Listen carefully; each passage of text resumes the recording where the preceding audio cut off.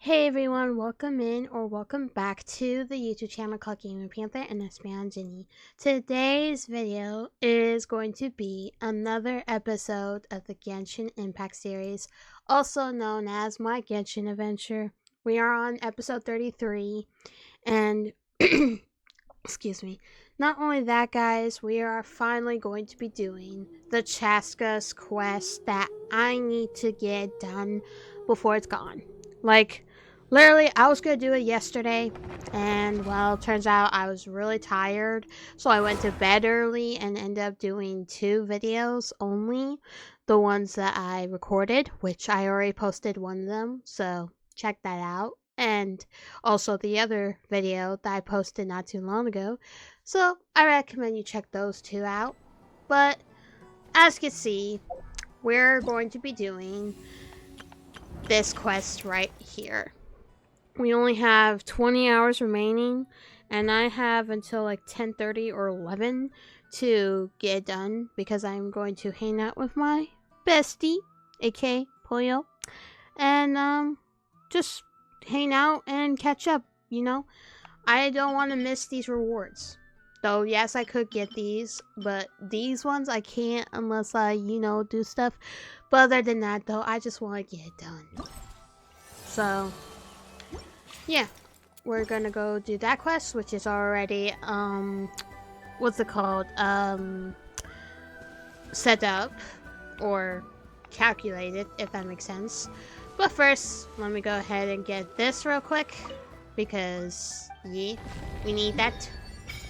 And bada bing, bada boom. Yay. So, yeah. I only have this much left for the Pyrocoses, so I'll look for more later.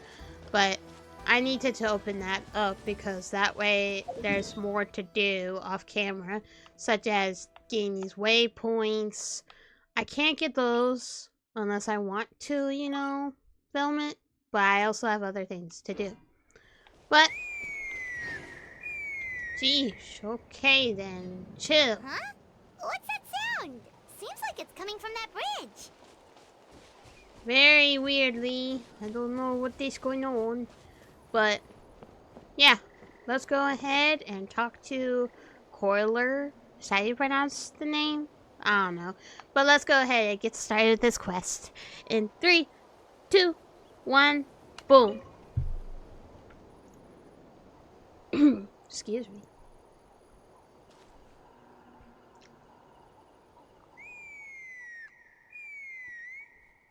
That is interesting.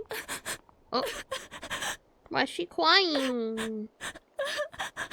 Oh no! Why is she crying?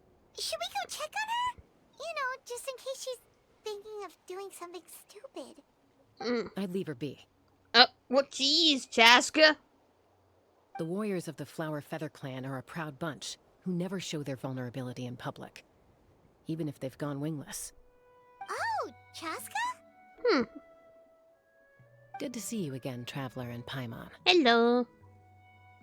Before we carry on, let's get a little further away before Koyer notices us. Coyer. Okay, that's how you pronounce it. I thought it says Coiler. I don't know why. So, that girl on the bridge, Koyer, you said? Should she really be on her own right now? With the mental state she's in, it just seems risky. Don't worry. That's exactly why I'm here. Elder Alpa sent me to keep an eye on her. If she does attempt the unthinkable, I'll swoop in and catch her. I doubt it'll come to that, though. She's a fighter. A warrior, in fact. One who aimed for the sky. However despondent she might feel now, I'm confident she'll get through it. What do you mean, aimed for the sky? Well, in the Flower Feather clan, there's an elite flying squad made up of Kukasaur riders. But it's an extremely selective squad. To become a rider, you need to undergo a trial where you not only demonstrate mastery of the relevant skills, but also win the approval of the Kukasaurs. Very few candidates make it through the process. Koyer has spent years training for her most recent attempt, but unfortunately she didn't pass. So it's not hard to see why she's so upset. And when you mentioned going wingless, what does that mean? Sometimes, after multiple failed attempts to pass the flying test and win the Kukasaur's approval, people get so disheartened that they give up on their dream to soar the skies. They resolve to quit trying for good. We call those people the wingless. Do they get expelled from the tribe?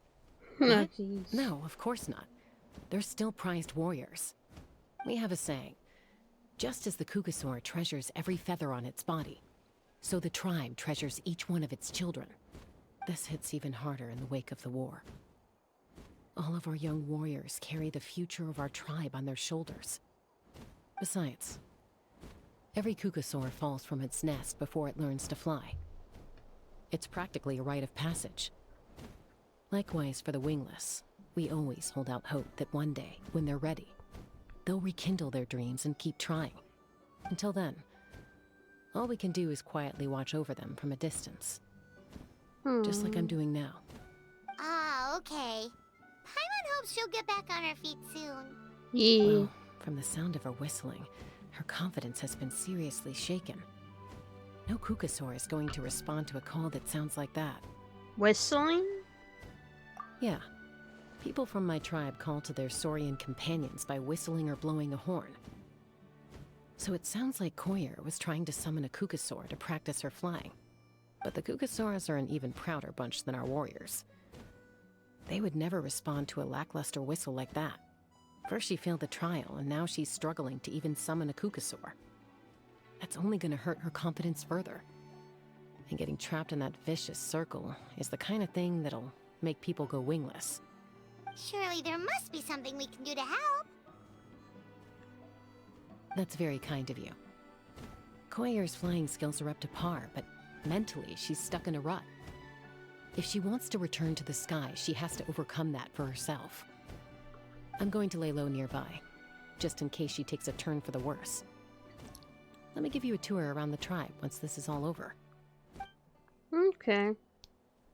That sounds nice.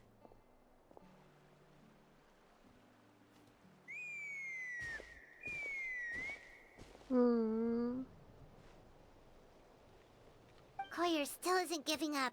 Even though Chasca said that she has to do this by herself, Paimon can't help feeling like maybe we can nudge her in the right direction. What if we could get a Kukasaur to fly up to her? That might give her the confidence boost she needs. Actually, that sounds like a plan.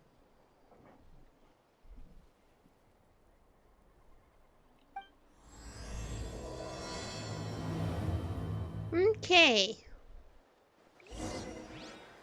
We have this quest to do. Alright.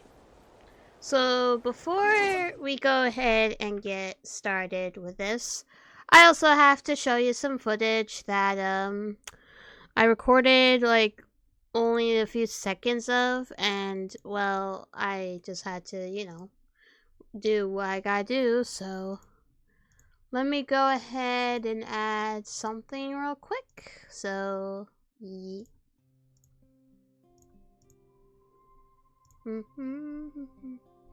Let me also mute my game real quick so that you guys can hear this clip before anything else. It's been a few days since the battle. Hopefully the tribes are getting back to normal. Feather Clan was hit the hardest, right? That's Chasca's tribe. Maybe we should check how everyone's doing.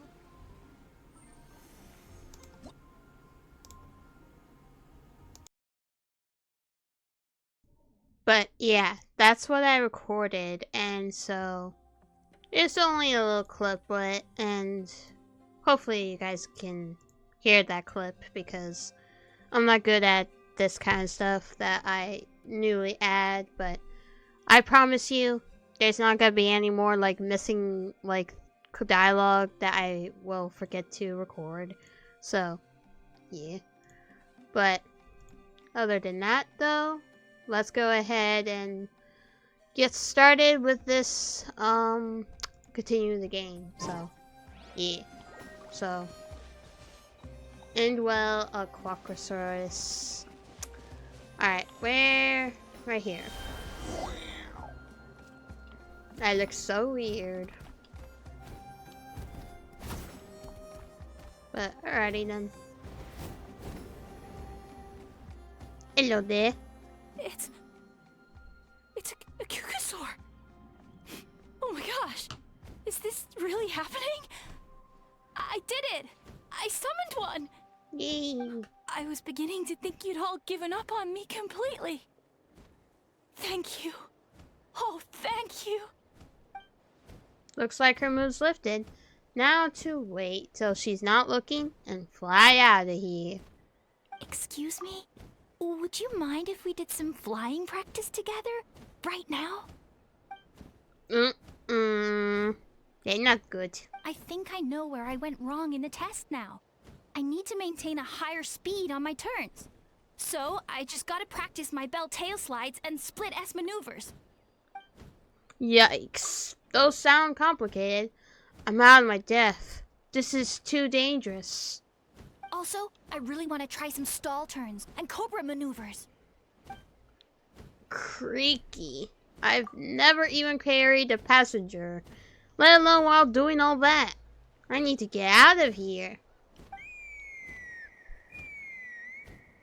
Huh? That sounded like a whistle. Is someone else trying to summon a Kukusaur? I'll be right back, guys, because I forgot to get some water, so that's why my voice sounds a little parched, so BRB.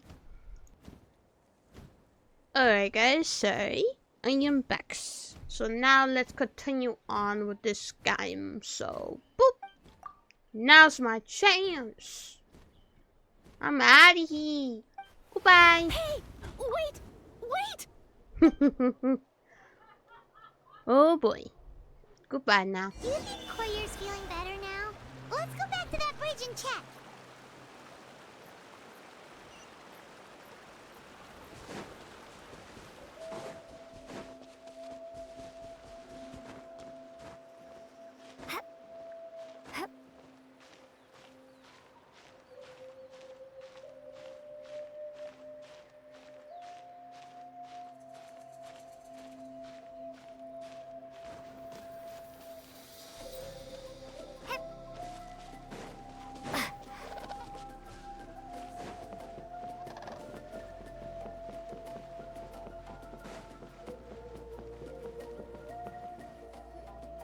Chasca!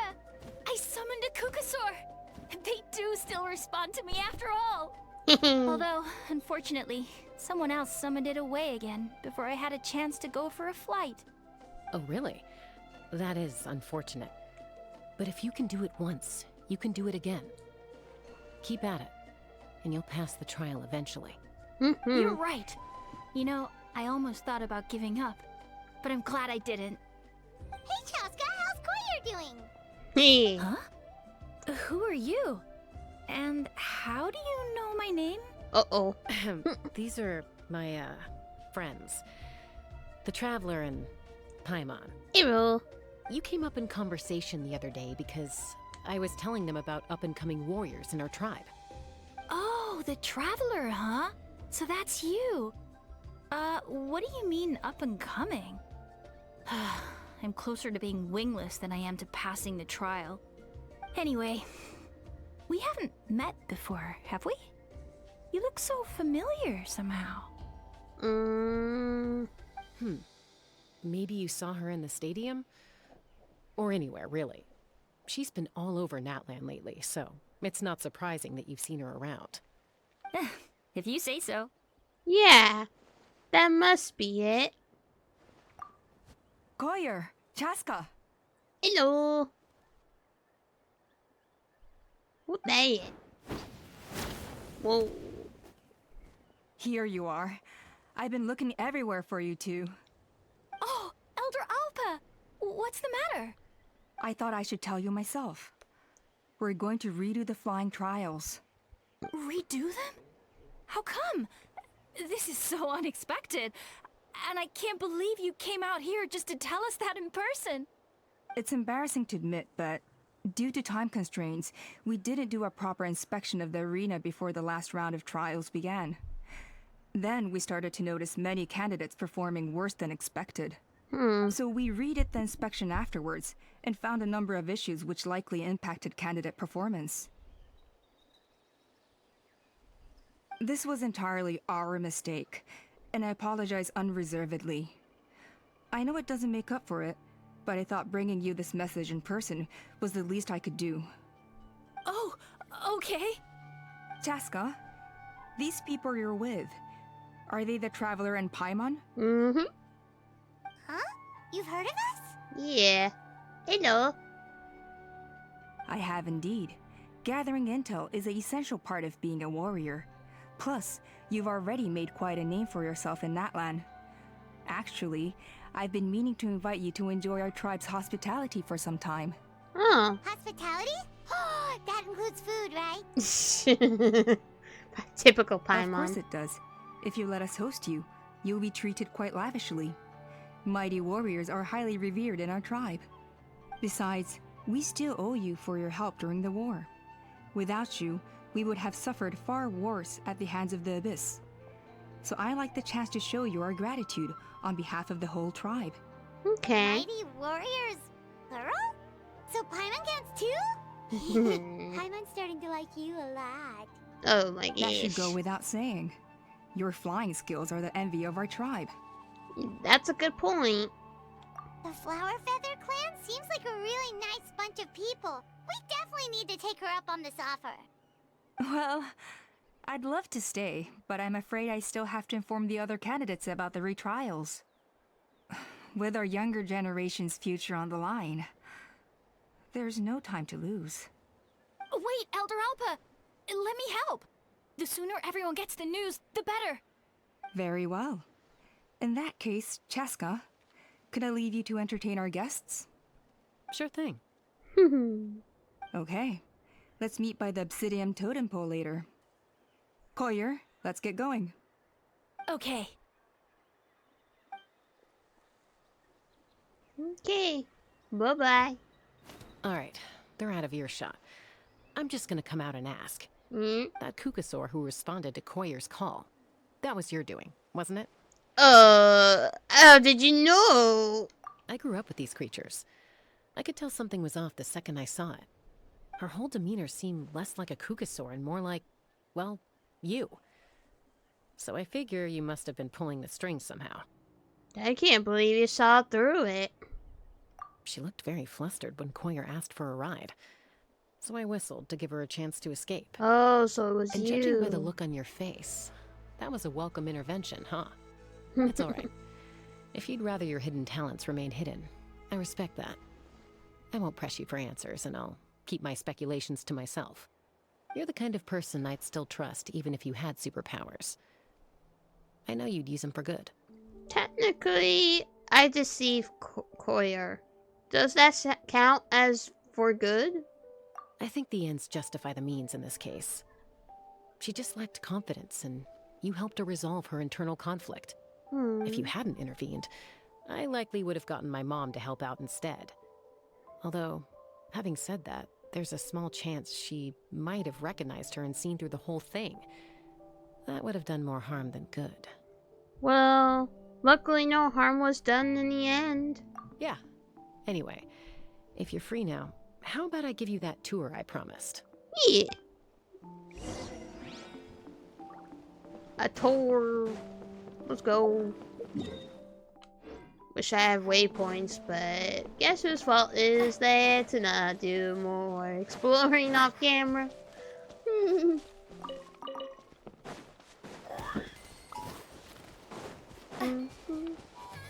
What is that? I'm not gonna even ask.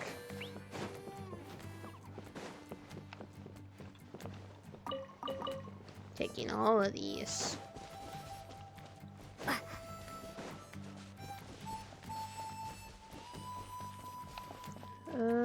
How do I? We don't get it.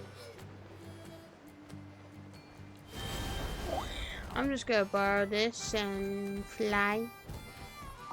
Whee! Whoa, that's cool. Now that makes it a lot easier. Not gonna lie. Give me that. And give me this. Oh, what? Hey, I want the viewpoint. Oh, what? What are they doing? Ready? I'm gonna get you! Are they wrestling? Are they fighting? Should we try and break them up? They're fine. Just doing their daily combat training. Hmm. That training? A little young for that, aren't they? Not to us. We're a tribe of warriors.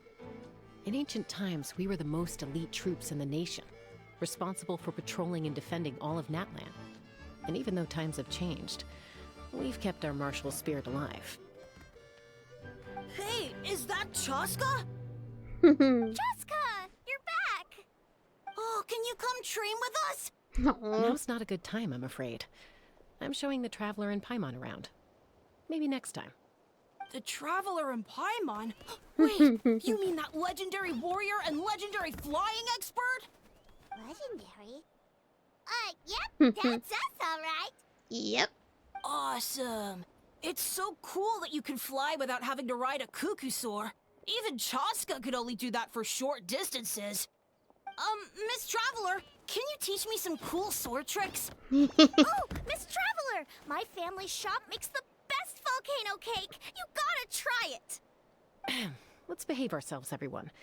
These people are here as our guests. They're going to meet Elder Alpa in a few minutes anyway. Kotini, instead of being jealous of other people's talents, why not work on developing your own? True. Topak, there's no point in trying any cool sword tricks until you've mastered the basics. Have you done all your sword drills today? And Yatlan, easy does it, okay? Not every conversation has to turn into you plugging the family business. Okay. Okay. Sorry about those kids. They just got overexcited when they heard your name. Hope it didn't bother you too much. Nah. This is a volcano cake that Yatlan forced into my hands. She said to think of it as an apology gift. Whoa, it smells amazing! Traveler, you want some? It does smell pretty good. Well, that's good. Yatlan will be thrilled. By the way, Chasca, those kids really adore you. You're way better with them than Paimon expected. Paimon figured you'd be more... aloof, maybe? Aloof. Aloof, huh? Well, to be fair, there was a period when I was like that. Around the time when I first joined the tribe. But it's a terrible attitude to have as a peacemaker. It tends to turn situations that could have had a peaceful resolution into a stalemate that can only be resolved by force. Resolved by force. Meaning beating both parties into submission? Yep, exactly. As long as other options are available, I try to avoid that at all costs. Someone once told me that peace imposed by force will crumble in a matter of days. But peace achieved through genuine dialogue actually benefits both sides, even if sometimes the parties are only willing to negotiate because they're both armed to the teeth. That's true. Hey, Chasca! Hmm. Uncle Cusco knows you're back, and he's coming to get you. Oh boy. Hmm? Oh, thanks. Traveler, Paimon, got a dash. I'll meet you at the totem pole up ahead. You can't miss it. It sticks out like a sore thumb. Hmm? But why? Why she got a dash? Wait, are you running away? Yeah, why? First rule of conflict resolution? Grab the fan and run before the you-know-what hits. Trust Chasca to make even running away sound cool. Sorry about this. Just stall him for me, okay? I'll explain everything later. Okay.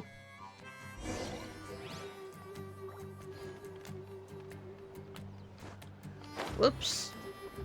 I did not mean to do that. But at least I'm not going all the way down. That would have been bad. And I might as well take this up. Give me that. Even though I don't need any more cabbage as it is, because thanks to Oron, give me that much. But hey, it's alright. Give me all these radishes too.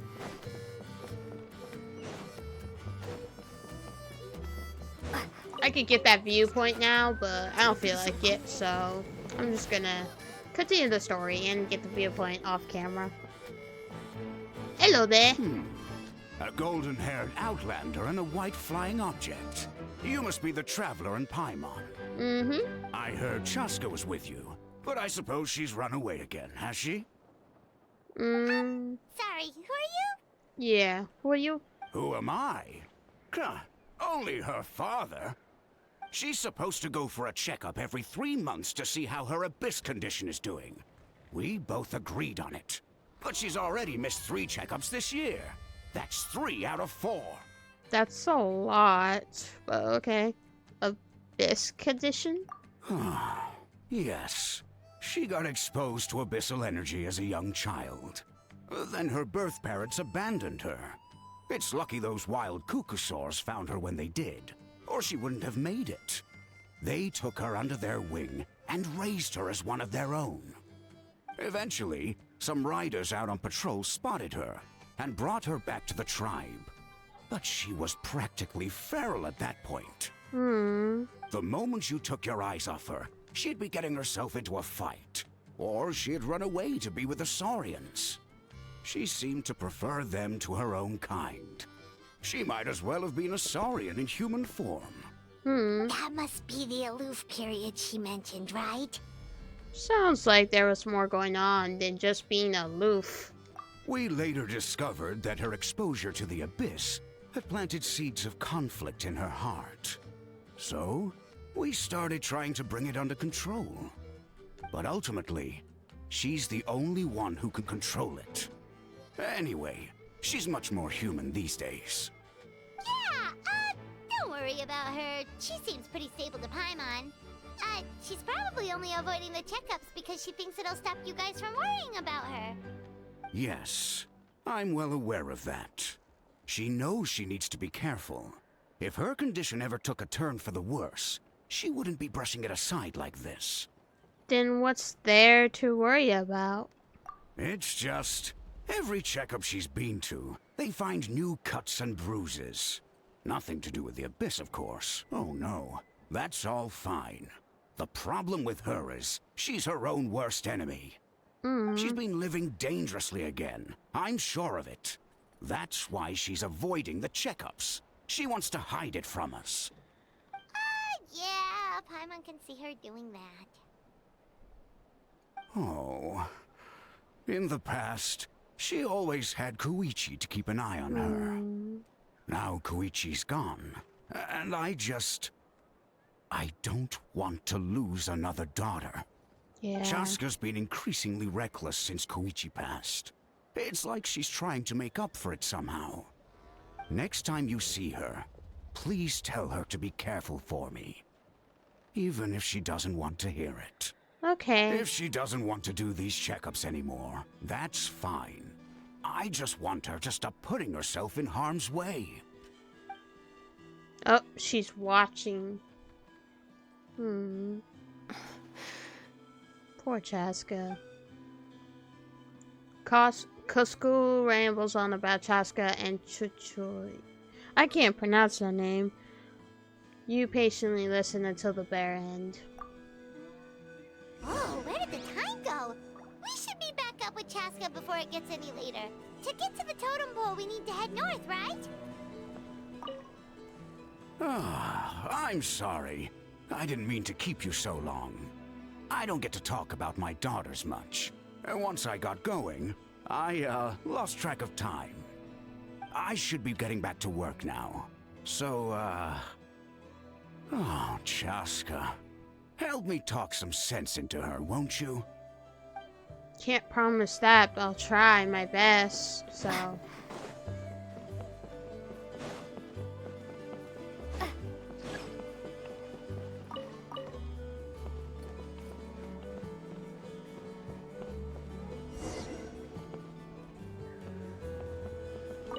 Hello. Hey, Chasca. Hey, Alba. Sorry to keep you waiting. It's alright. I bet my dad talked your heads off, huh? What did he say? That you used to run away from home nearly every other day.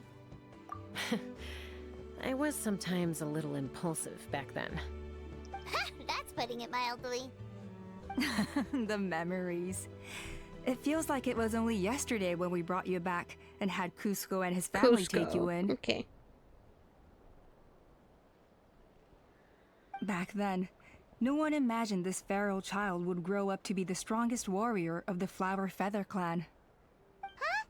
You were the one that brought Chasca back to the tribe? That's right.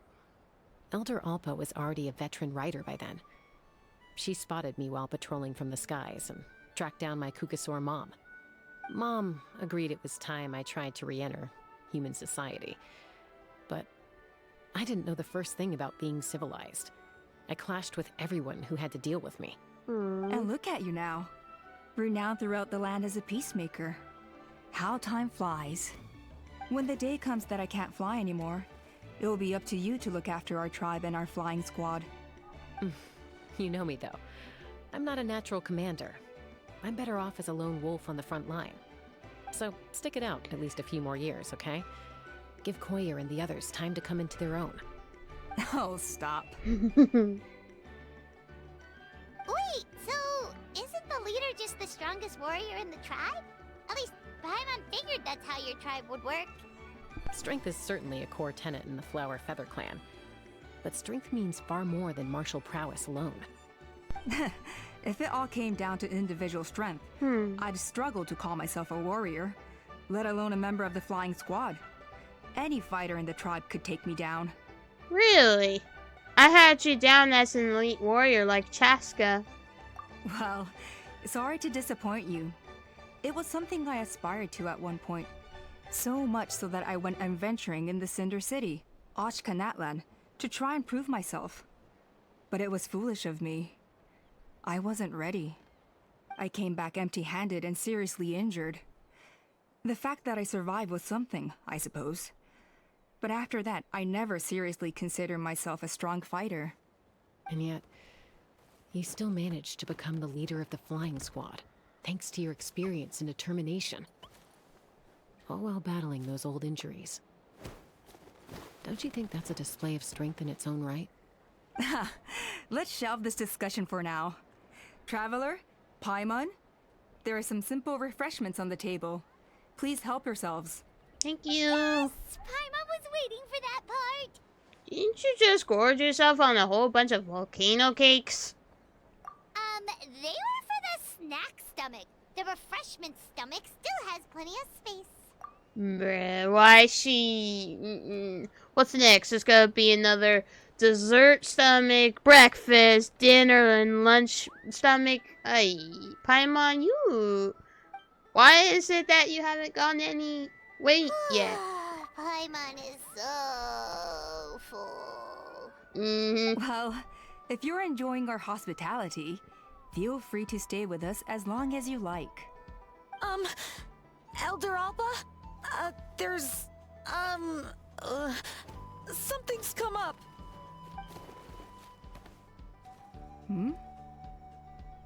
What happened? Is it serious? Shall I deal with it? It's... Some merchants showed up, not from our tribe. They said they're here to discuss some potential collaboration with us. Why now? This is terrible timing. There are a few wingless that we haven't managed to reach yet, and we still haven't inspected the retrial arena. Guess that comes with being an elder, huh? Let me handle the other errands while you meet with the merchants. You shouldn't be trying to do everything at your age. You should help too. Seems only fair after all that food we ate. It'll help the digestion process. Huh. Well, much obliged. Chasca, the remaining wingless are all people you know. Let's see. Pishika now manages the floating target balloons. Waska's probably still addicted to eyes on the feathered prize, and Junon spends her days up on the flying platform, staring at the Cinder City. I'll leave you to tell them the news. Okie dokie then. Well, let's go ahead and start this. So, I'm just gonna go to the closest one first because, well, it's literally next door, so, yeah. As long as you've thought it through, just go for it.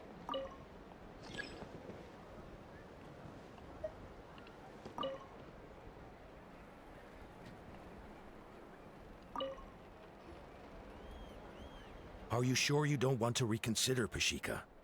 I appreciate it, boss. But honestly, I'm pretty happy with my life nowadays. Pashika, they're redoing the flying trials. Huh? Mutona? Ah, did Alpa send you? I was just telling Pashika the news, actually. The way things are with the tribe these days? I mean, you don't need me to tell you. This here is no future for a seasoned warrior like you. Ah, come on, boss. Do you have any idea how long it's been? I've been wingless for years now. I'm not cut out for that anymore. Of course, I'll do my part if we ever need to defend the tribe. But there's really no point in me trying out for the flying squad now. I've already made my peace with it.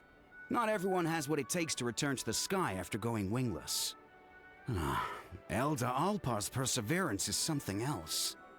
And it's okay if I'm not destined for greatness.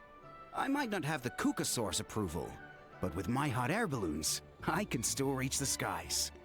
Handling these balloons every day, seeing how the customers react, the looks on their faces, that's enough for me. Finding something you love doing can be just as hard as passing the flying trial. It's worth holding on to. Fair enough. It's your choice. I won't force you. Oh, by the way, you should try taking a balloon ride if you've got the time. Once you've been up there for yourself, you'll see why I love it so much. I'm a little busy at the moment. No problem. If you ever want to give it a try, you know where to find me. Alrighty, so let me talk to you. I didn't realize Chasca was out delivering the news. Looks like Alpa's finally learning how to delegate.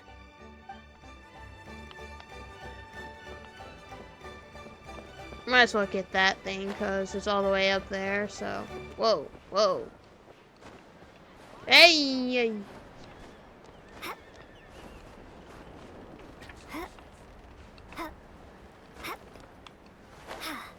Oh, you can't get on that? Man, whatever. Might as well just do this real quick.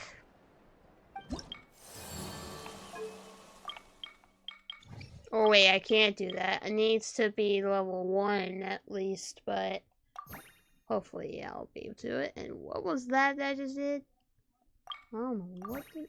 Oh, I did that. Okay. Confusion is always me, but I want to get that Pyroculus. Maybe if I just... Let's see. Okay, there we go. There we go. That was easy. This is mine. While I also go over here.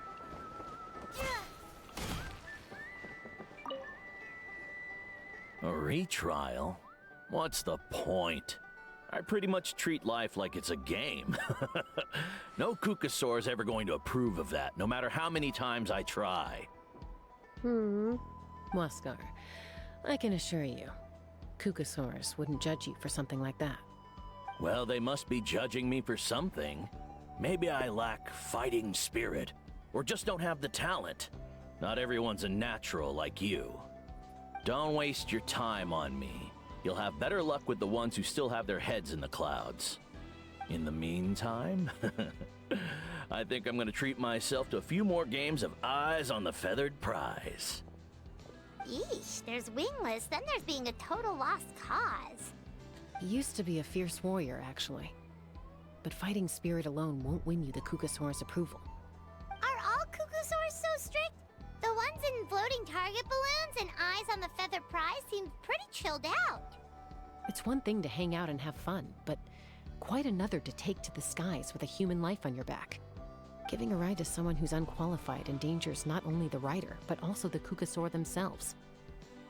If the rider makes a mistake, they both suffer the consequences. So we have a mutual understanding with the Kukasaurs. If someone isn't up to standard, we have to reject them. Even if it means breaking their hearts. Dang.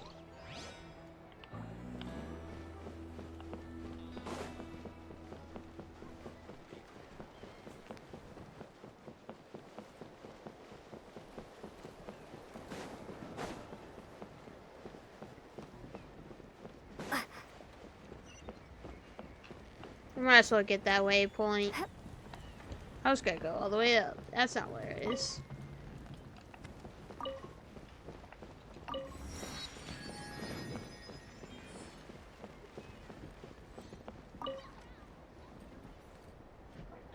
That is a big view over there. Sheesh. Hey, Junan.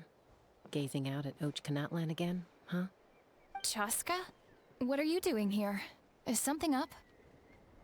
The flying squad is hosting retrials again soon. Wanna give it another try?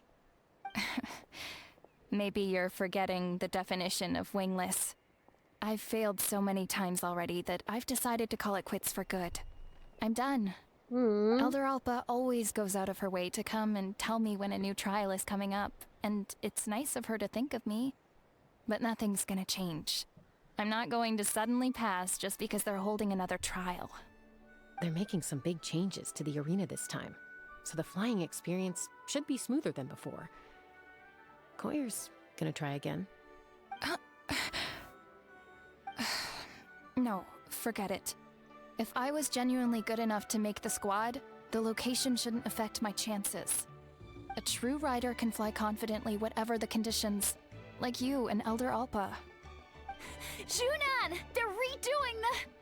Huh? Chasca and the Traveler. You're already here. Yeah. I guess they told you already then. Come on, let's go train together.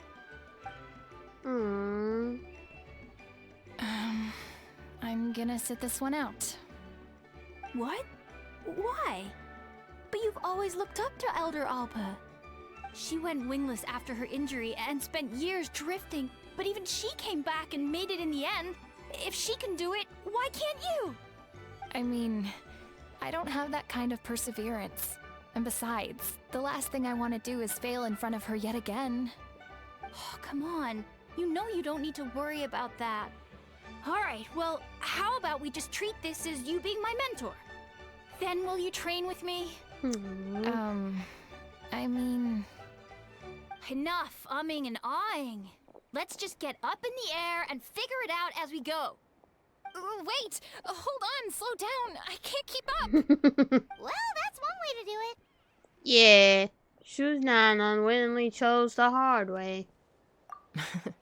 Who's They've that? been best friends since they were kids. If anyone knows how to get Junan out of a rut, it's Koyer. You helped Koyer deal with her internal conflict, and now she's done the same for someone else. You know, people often talk about how one conflict leads to another and so on.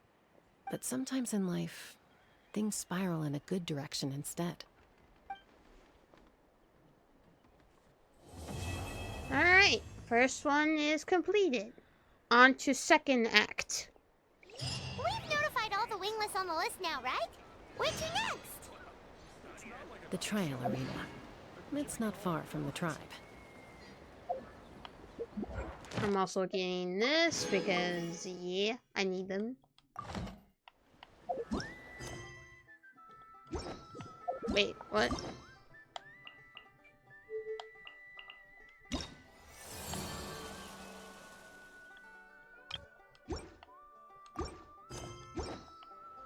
Let me see. Can I now go to get my thing? No, I can't, but I will get this, so give me that.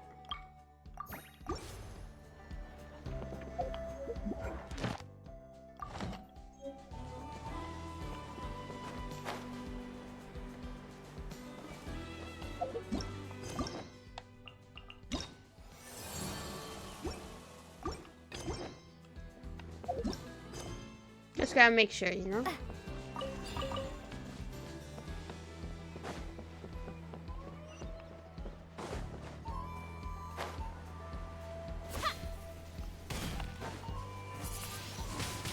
Windblade.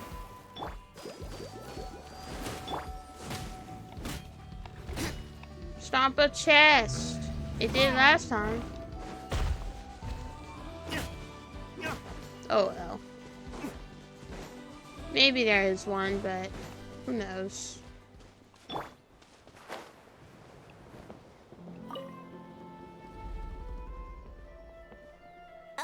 Chasca. Did Elder Alpa send you? Yeah, she's got other things on her plate right now. How are things looking here?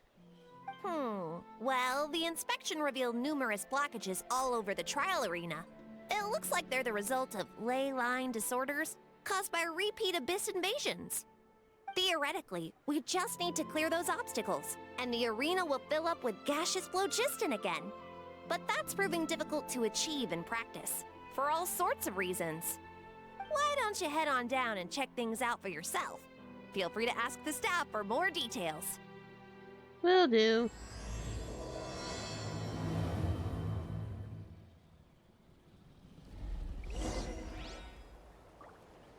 Hey, why do I have a trial variety ever? Oh well. Why don't you head on down and check things out for yourself? Feel free to ask the staff for more details.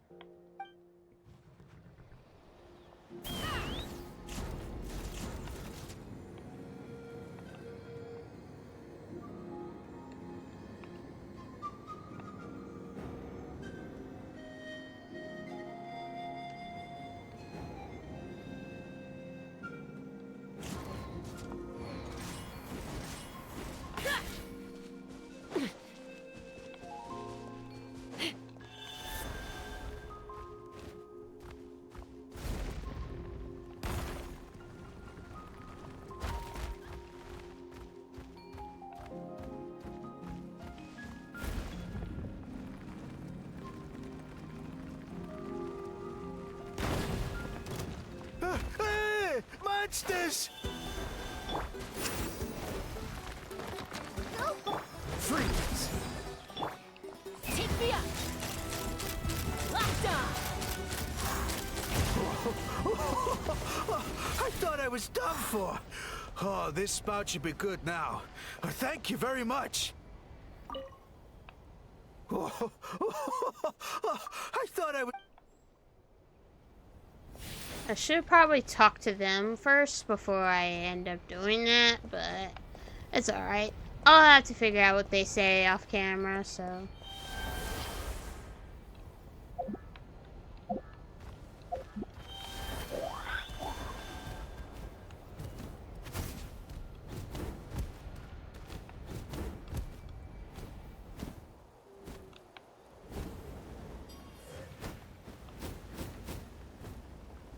Get up there.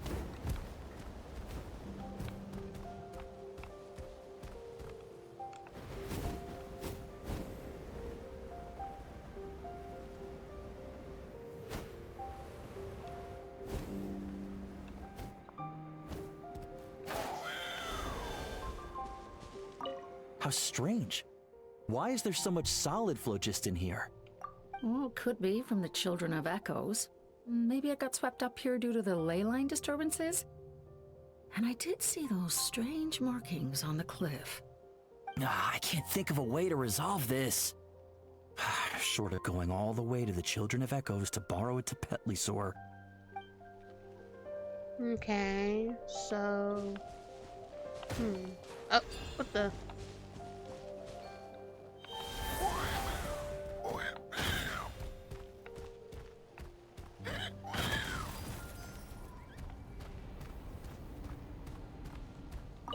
Whoa!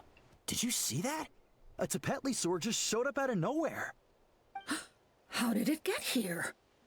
Just passing by, or... Huh.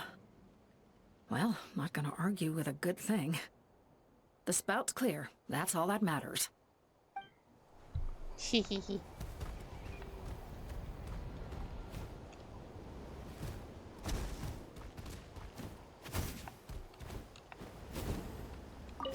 Whee!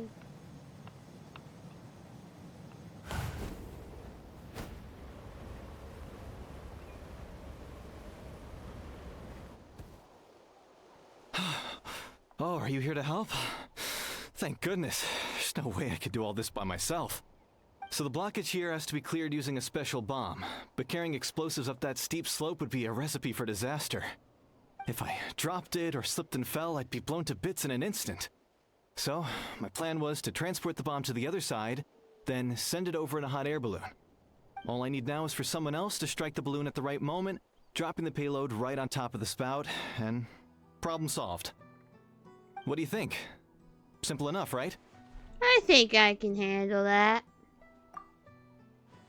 Is that hot air balloon up there yours too? Huh? Oh, that one. No, I've got no idea who that belongs to.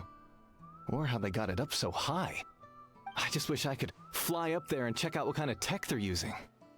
Ah, well. Getting the trial arena back in order is more important. I'll head over and set up now. Let me know when you're ready. Okay.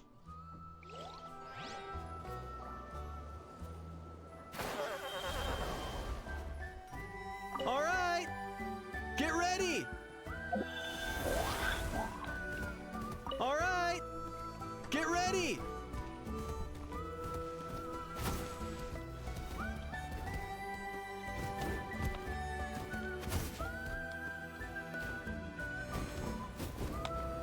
Wait, is this supposed to be... Hold up. All right!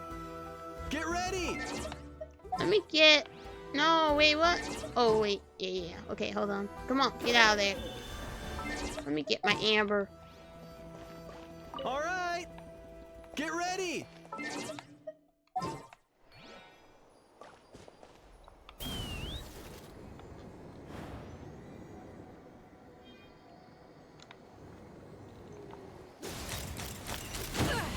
Oh, ow. I did not want to do that, but that was the only way, so...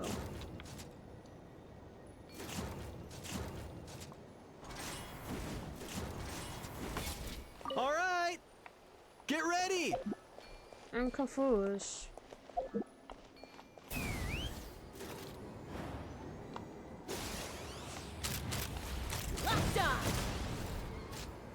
I am confusion. All right! Get ready!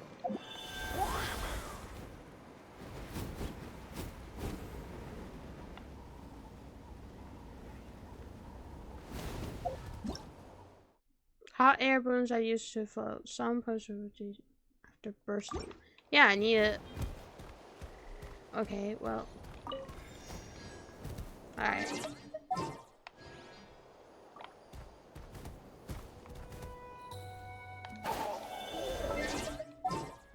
Why can I not switch parties? I don't want to get ready. I'm just gonna do this one because apparently game's like, nah.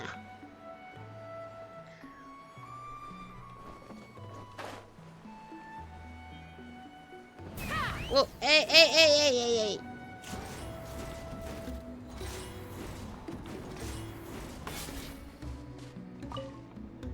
This is crazy. I put all of my strength into it, but it just won't break. Maybe Inkanak was right after all. If a stable structure is formed inside the solid phlogiston, I'll need to hit all the weak spots at the same time to break it. But how am I supposed to do that?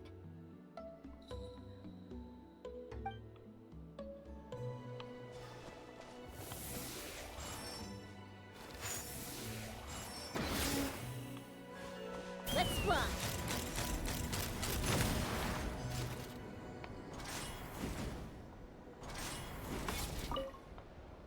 Ah, so that's how you do it. Amazing!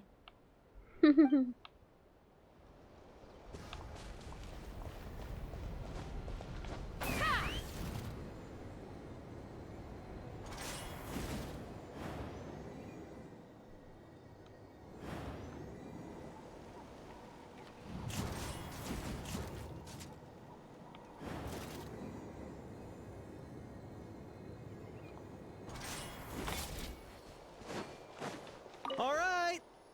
Get ready!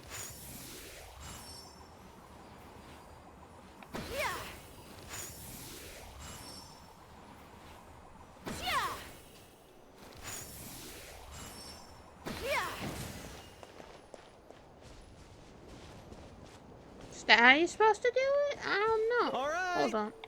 Get ready!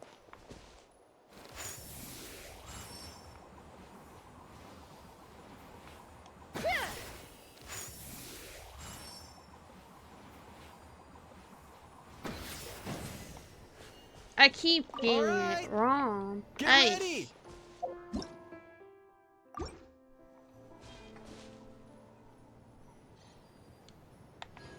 Come on, get a little closer.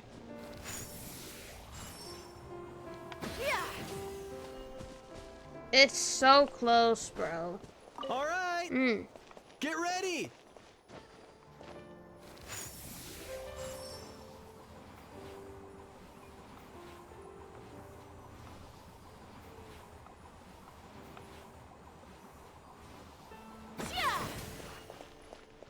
Oh my god. Right. I have one more to Get ready. I'm sorry guys if I suck at this though. It's just no wonder why the game's like, no, you're not getting Amber, you're getting Chasca, because yeah.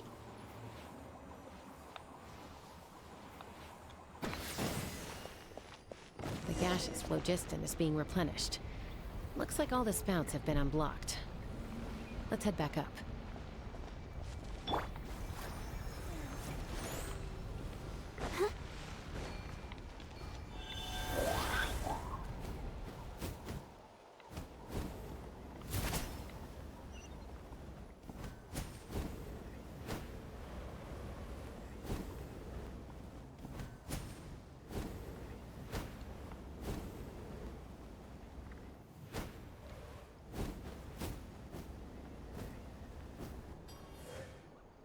Wow, you took care of everything in no time at all.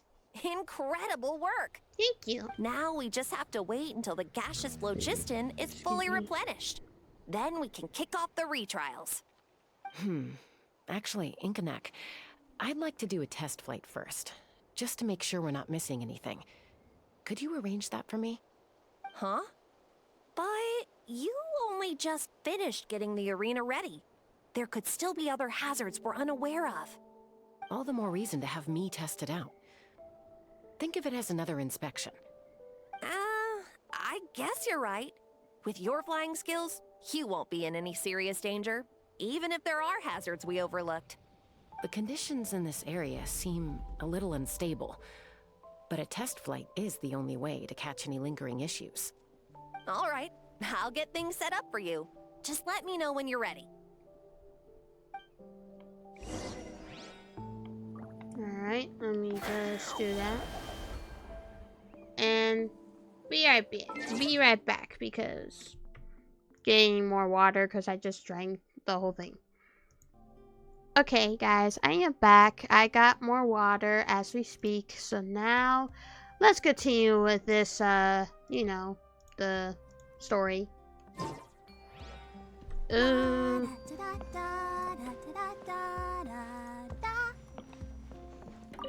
Are you ready? This should be a piece of cake for Chasca. But still, try to be careful. Not yet. I need a little more time. She doesn't say that. So she doesn't say anything after that. But it's alright. Let me just heal my characters because they do need some healing.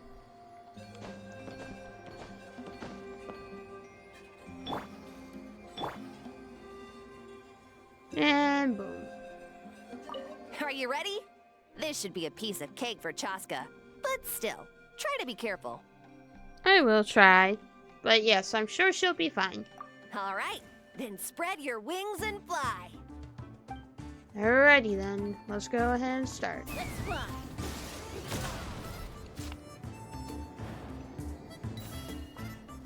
Bullseye!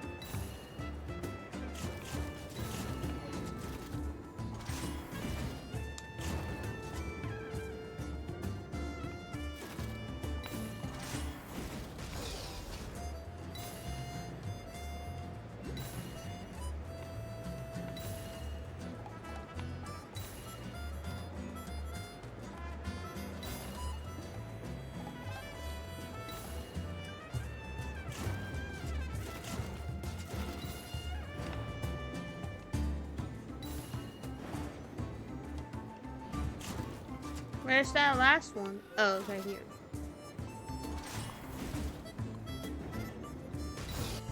What? That was amazing. Paimon couldn't take her eyes off you. So, any further issues with the venue? No, nothing major. Give it a few days, and we should be able to conduct the trials. Help! Help me! Oh, You're from boy. the Flower Feather clan, right? Please, come quick. You've got to help us. Catch your breath first. What's the situation? We got attacked by a Kukusaur. My friends are still stranded in the middle of the road with the goods we were transporting. Please, I'm begging you, save them. Sorry about that. Are Kukusaurs really that aggressive? Do they usually attack groups of people unprovoked? Not in my experience, but there are exceptions to every rule. Let's go check it out. Alrighty then.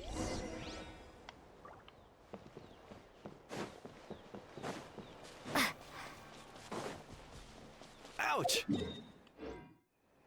Oh, dang it. Ugh. I've never seen... Oh, why do I keep doing that? Why? Alright, you know what? I'm just gonna claim my rewards real quick. I keep skipping dialogue. I'm just gonna have to look that up and film that. Because I keep messing it in. Ad Astra. Give me this. Thank you for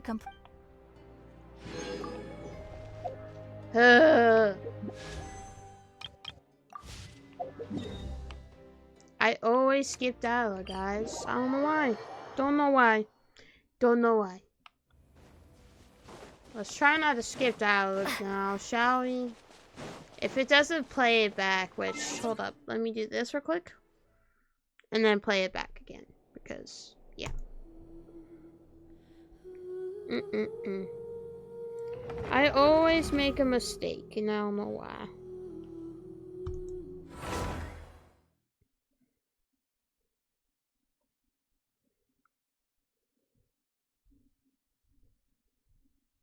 Alright. Let's see if it can play this back. No, it doesn't. Dang it.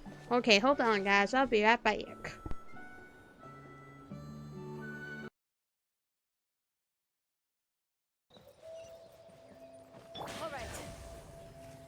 Ouch! I've never seen such an aggressive Kukusaur.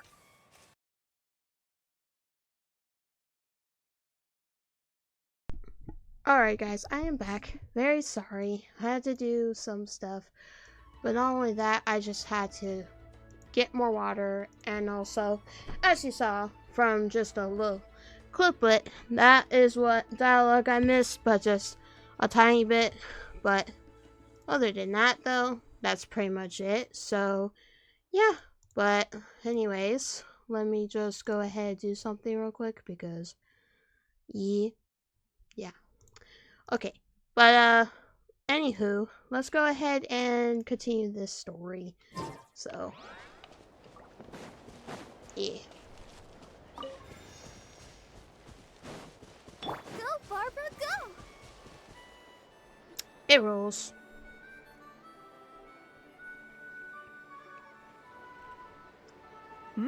Chasca? Traveler? This is a surprise. Elder Alba? Huh. So, where's this aggressive Kukusaur we've heard about? Already flew away. Looks like it backed off once it realized that reinforcements were coming.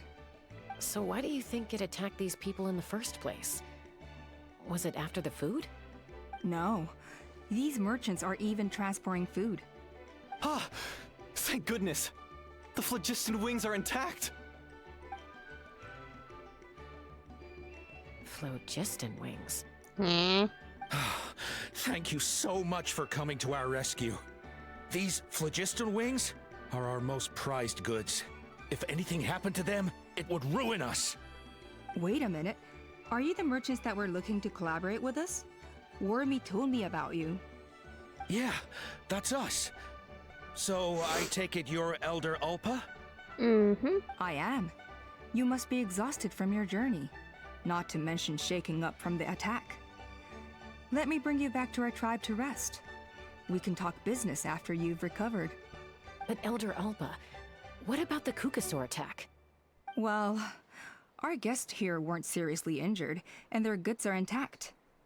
Perhaps that Kukasaur was just having a bad day.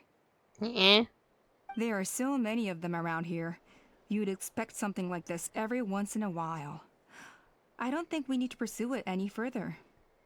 More importantly, how are the preparations for the flying trials going?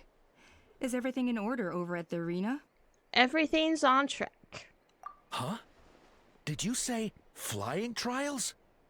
What a coincidence! Sounds like a perfect use case for our phlogiston wings. You'll be pleasantly surprised by what they can do.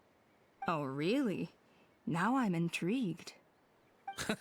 Well then, let's forget all about this Kukasaur attack for now. We have some serious business to discuss.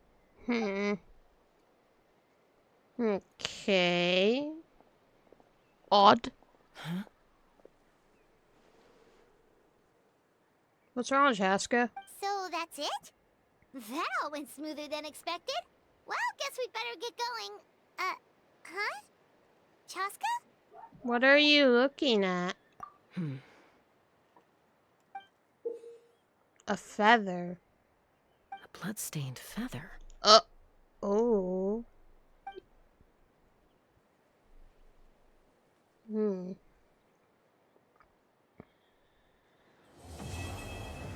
Okay, Act 2's done. Ouch! Oh. I've never seen such an aggressive Kukusaur. Why did that play when the act was done? The heck? Ay. Ay. Hey, Jessica's in here. Alrighty then. Time for Act 3. Let's do this. Feather Clan should be about ready to hold the new flying trials by now. Let's go check it out. Wait, actually, I want to claim my reward. I know, guys, I should be paying attention to the story, but I just want to claim my reward. Here we go. We're almost close to the level 1 already. And we're almost done too, so yeah. Anyway, let's go ahead and fly over. I'm excited to be finishing this before, well, it's 8:28. I don't have much time yet left, so I have till 11:30. So, anyway, let's continue on the story, because this is so interesting. Ah, Traveler and Paimon. You came. Yep. And it looks like we made it just in time. Although, can't say the same for the Kukusaurs. Bit of a low turnout, huh? Yeah, you'll see why soon enough. All right, get ready. 3, 2, 1, fly! Whoa. Whoa! We're really flying! I feel light as a feather. I'm flying without a Kukasaur. Jet skis! These phlogiston wings are awesome! What's going on? Paimon can barely believe her eyes. How did they fly all on their own? What happened while we were gone? The merchants we ran into that day were selling a product called phlogiston wings. It's a flying machine worn on the back. To operate it, you just use a handheld trackball that controls the flow of gaseous phlogiston. That's incredible. Yeah. If our tribe, well, if Natlan mass adopted this technology, it would revolutionize our mobility and responsiveness in times of crisis. Just think of the countless tragedies that could be averted. I feel like I'm dreaming. Did I really just fly on my own without the help of a Kukasaur? You'd better believe it. Plus, you just passed a flying trial. Right, Elder Alpa? Elder Alpa? Should this really count as a pass? If we did the trial using phlogiston wings? Why not?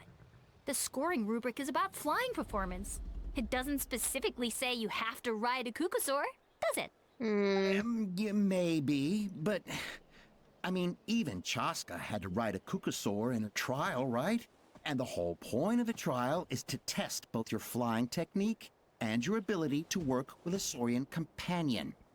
Well, if we can fly by ourselves, maybe we don't need to test the ladder anymore.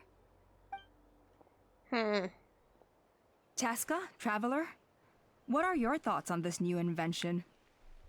It's an unknown quantity. You should use it with caution. Right? That's what I think too. I agree that they have strategic value. But I don't think it makes any sense to evaluate candidates by the current testing standards if they're using phlogiston wings. Why? Shunan finally mustered the courage to go through with this. And now you're saying it doesn't count? I don't have any experience using these wings in battle. Nor is it immediately obvious how to incorporate them into the existing systems in our tribe. Taking a longer-term perspective, I think we need to start by getting thoroughly acquainted with how these things work.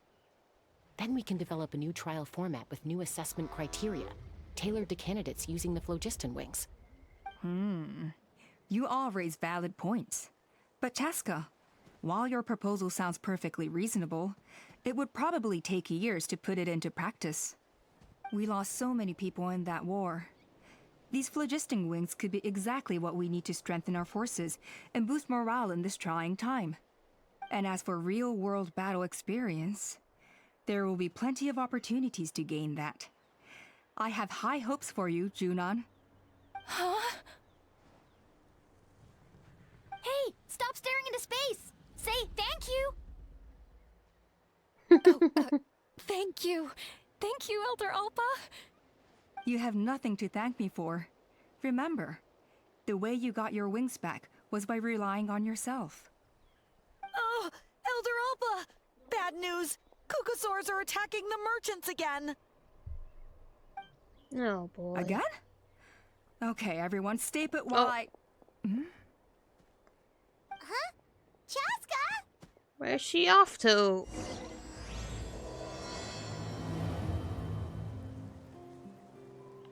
Why did Chasca rush off like that? And then Elder Alpa and the others too? Anyway, let's go see what this is all about. Definitely.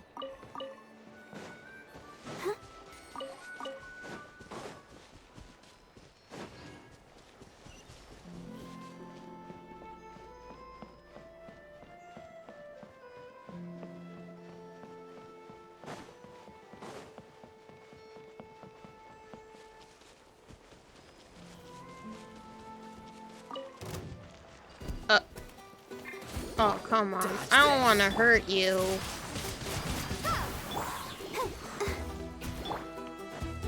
Freeze!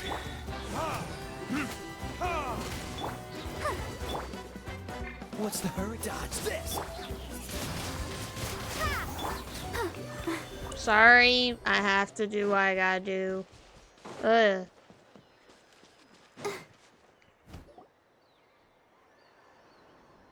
Oh boy. Oh, it's back! It found us again! Run! Get out of here!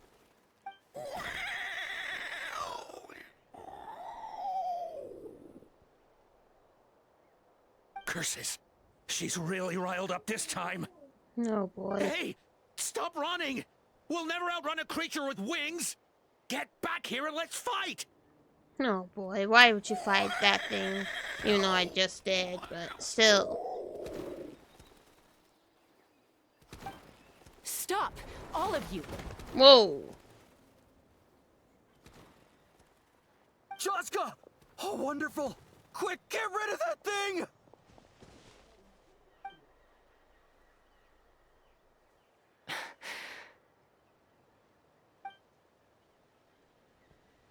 Silent treatment? What's going on? Why isn't she doing anything? So it really is you. Sister. Sister. Wait, sister? That Kukusaur is Chasca's sister? Eh. Confusion.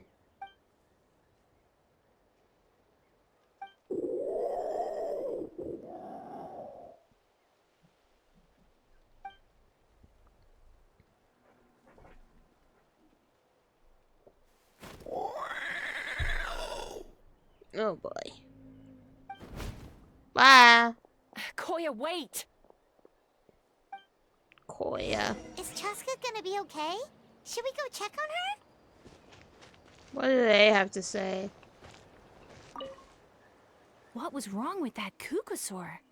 Why was it so aggressive? If we just let it escape back into the wild, who's to say it won't attack again? Is everyone all right? We're okay. No serious injuries. Thank goodness you all got here just in time.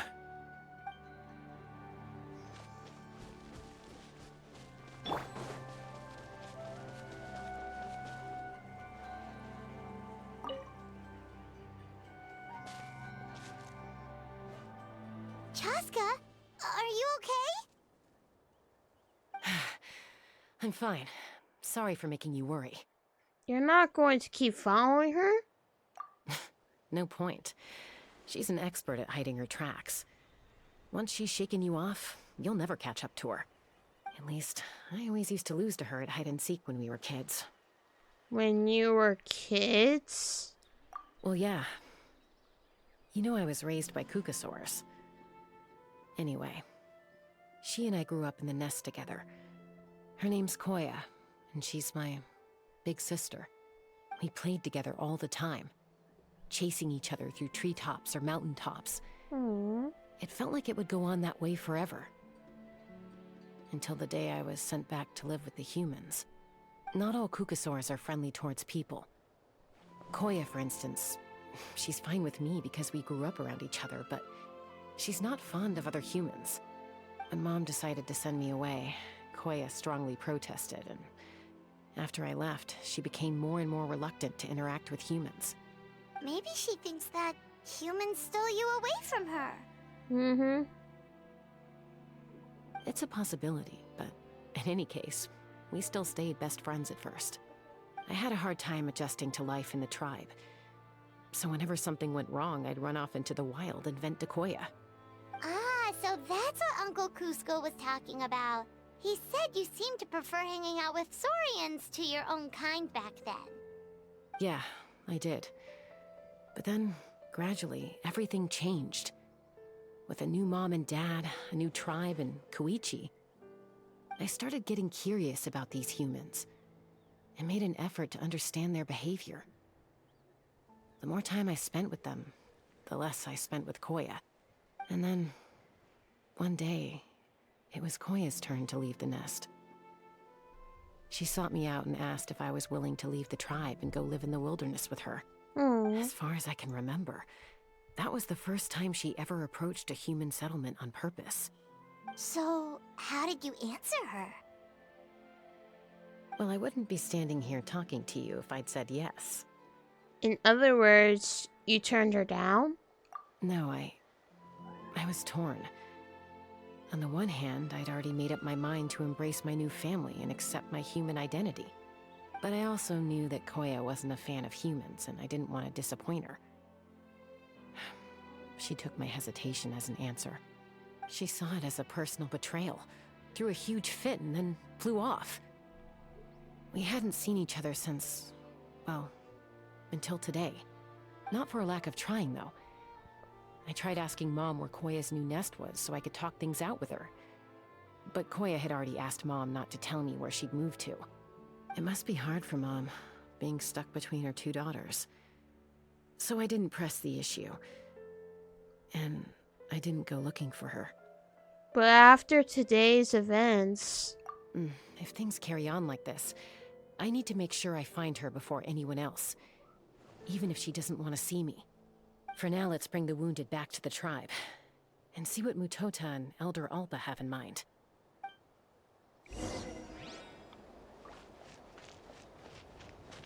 Do they say the same thing? What was wrong with that? If we Yeah. just let... They did.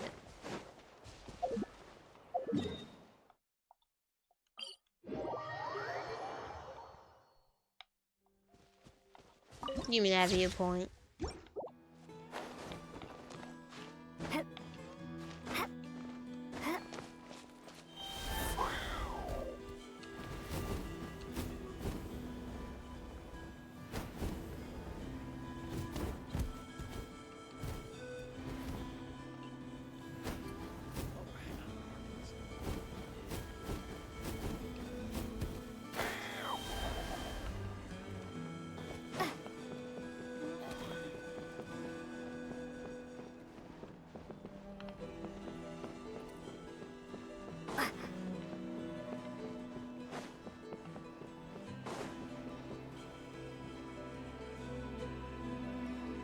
So, I hear there's been another Kukasaur attack. Ha! I knew it! They're wild animals, and they can't be trusted. Hey, show a little respect. The Kukasaurs are our partners.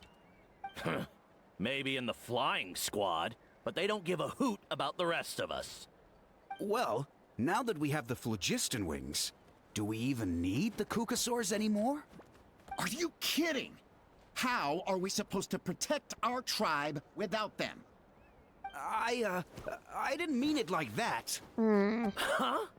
Protect our tribe? Or are you just scared that your precious flying squad will lose its prestigious position? You take that back! No, boy.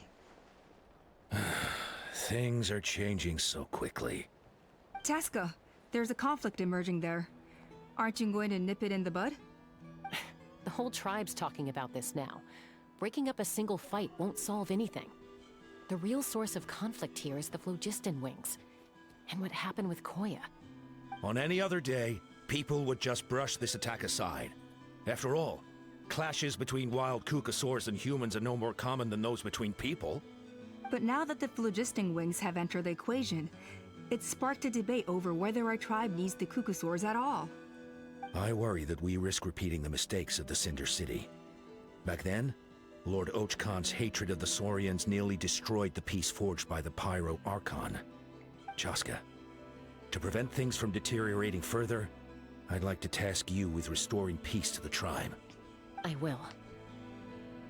Traveler, you've already done so much for Natlan, and the Flower Feather clan has no right to ask more of you. But... say no more. I'm in. Chasca is my friend. Thank you. And don't forget about Paimon. Just leave this to us. This whole situation has unfolded so quickly that it's put us on a back foot. To tell the truth, it makes me a little suspicious. You think someone might have orchestrated all this? It's possible. Leave it with me. I'll look into it. Also, Chasca, could you try to keep a low profile while you're out there digging around? We don't want to give our hand away. I'll do my best. Okay, so where should we start? This all began with Koya's attacks. If we can find out what led her to do it, that should give us something to work with. But will she even talk to us? Unlikely. Given how she reacted when I showed up, I don't think she's forgiven me. If you want to resolve a conflict through dialogue, sometimes you need a third-party facilitator. Let's go see my mom. Alrighty. Gotta visit Chasca's mother, which is all the way over there. Alrighty, let's go. Sounds like I need Chasca for this. I don't know if I need her, but gotta wait and see. Yeah, definitely I need Chasca. I'm not swimming over there. Or actually, I don't think I need to swim. And there's a chest here too. And I have that thing. Aye. Yeah. I'm just gonna walk away. What? Hey! You know what? I'm gonna use you. How about that?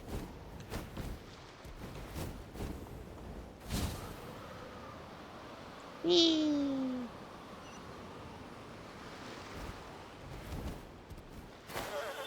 Before I do go over there, give me 1 second, guys. Just 1 second.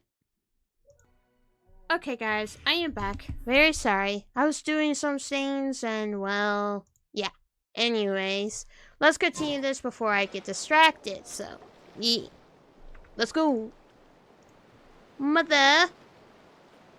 Wow, so this is where you used to live as a child? Mm-hmm. When I was little, we used to do this thing where I'd jump from the top of this tree, and Koya would fly over from the platform and catch me in midair. Or sometimes we'd both fly from the treetop together, and then after some aerial maneuvering, she'd throw me up onto that platform. After we got a bit older, we went to the nearby shores looking for even greater heights. Stop! You're gonna give Paimon a heart attack! Oh, really? I just thought it made a fun story. It's a bit scary. What? You too? Alright, fine. Let's focus on the matter at hand. Whoa. Oh, she's different.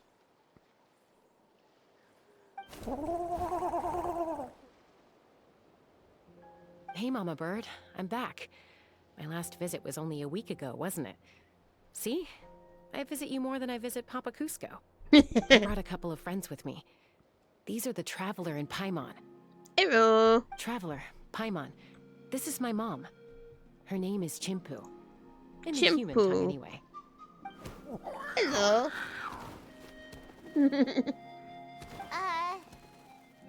Hi.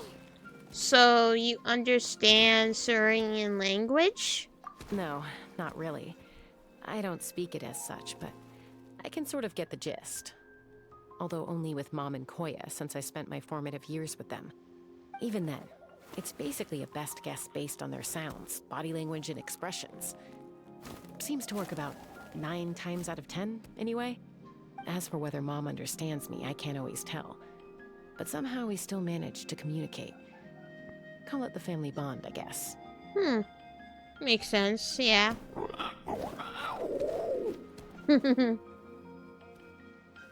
Don't worry. I'm doing well, but I think Koya might be in some trouble.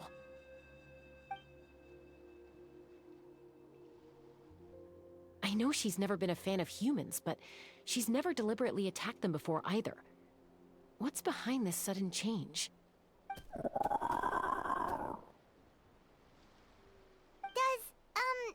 Auntie Chimpu know anything? Auntie. Doesn't look like it. Koya hasn't visited her in a long time. Then, could you please tell me where she's living nowadays? I really need to talk to her. If this animosity between her and the tribe continues, then the next time there's an incident, I don't know if I'll make it there in time.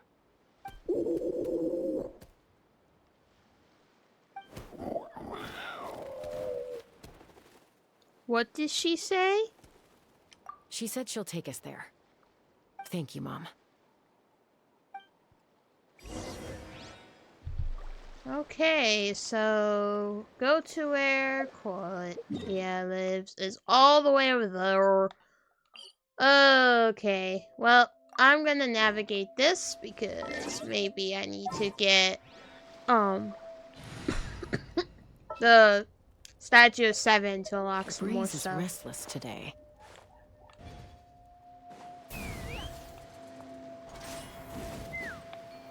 Dang it.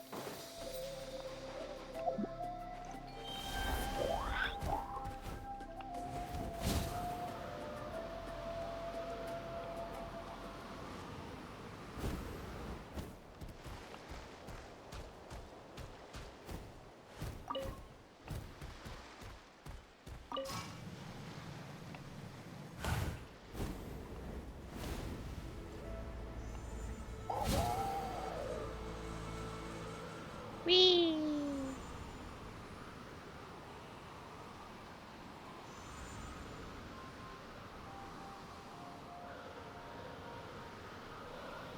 I don't know if I can make that. I'm not gonna bother going gain it. I'm not gonna bother getting it yet. I'll do it maybe later.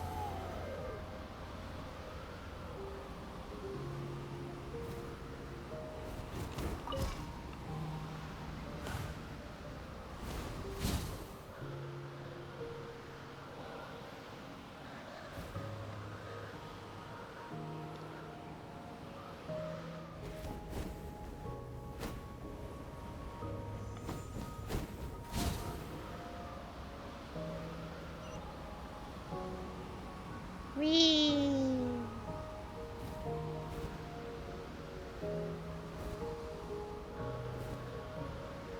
Here we go. That was easy peasy.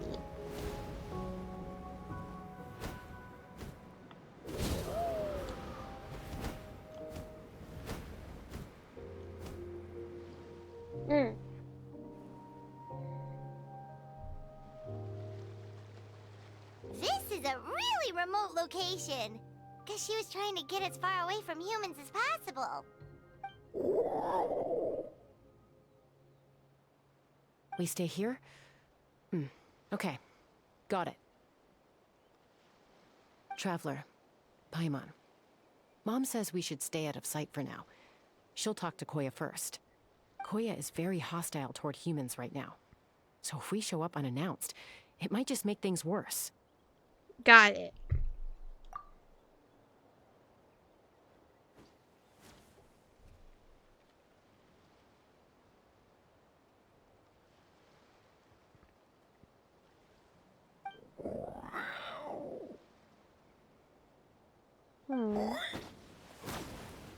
Oh boy. Any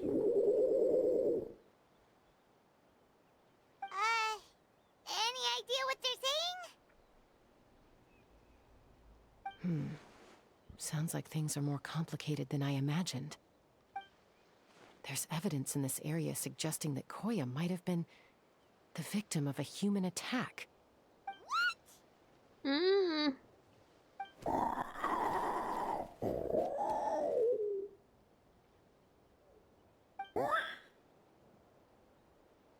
No! What's wrong? It's Chime, Koya's child. The attackers kidnapped her. Oh no. They came over the sea, under the cover of night, and they took Chime. What the heck? Who would do such a thing? I searched day and night, and finally found them. When she says them... Oh! Oh no! Hey yo, what you doing? No. Oh, yeah! Tafal's contraption is working like a charm. Got her in one. What a pain there's to the another jerks! Wait, is that the one that got away last time? Who cares? Just get them all. T'Pol pays us per catch. No.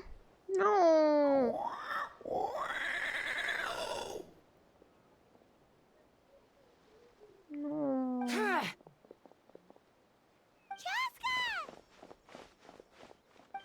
What itch? What Chasca? jerks? How do you get here? Quick, stop her! Don't you even think...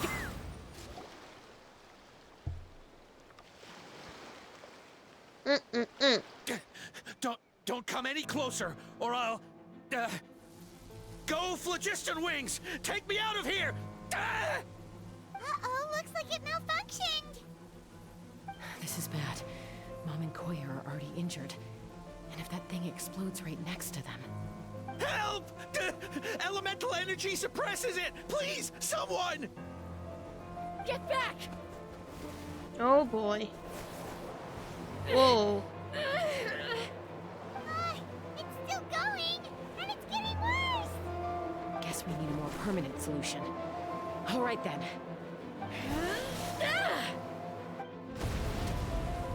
Whoa. That was too close. I thought I was gonna die. That could still be arranged.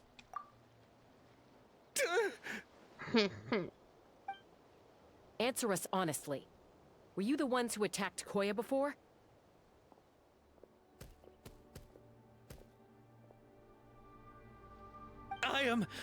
No, it was...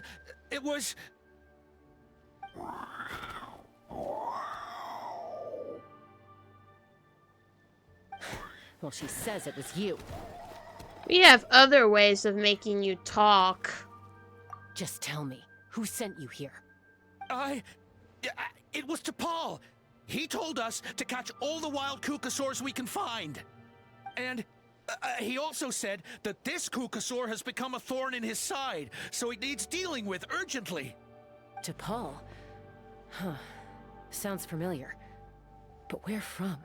So where is he now?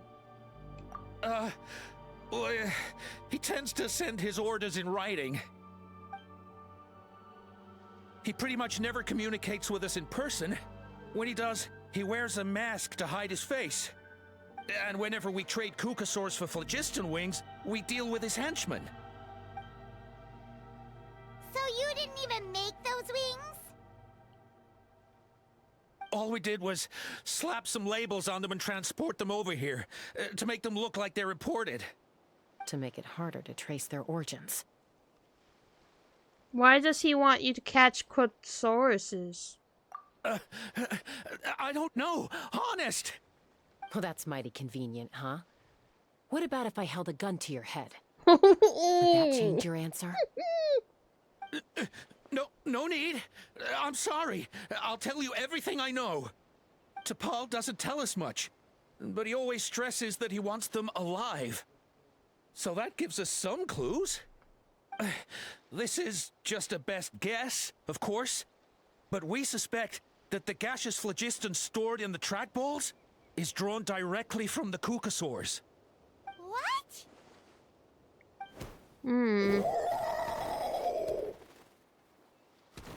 Easy now. You're still injured. Hey, keep talking. Yes, ma'am. So, the gaseous phlogiston has to be highly refined in order to power the phlogiston wings. The slightest imperfection can have disastrous consequences, as you just witnessed. But the Kukasaurs have a natural ability to process gaseous phlogiston. So, if you use them as an intermediary, then...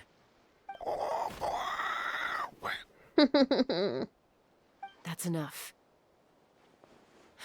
So the Kukasaurs you took, where are they now? T'Pol should have them. But no one knows where he's based, apart from him and his henchmen. We've tried looking for it ourselves, even followed them a few times. But we always end up losing track of them. Random thought.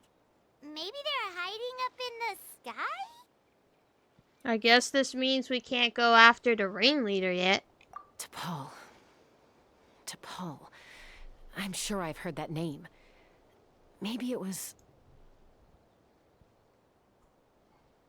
Chasca, Traveler!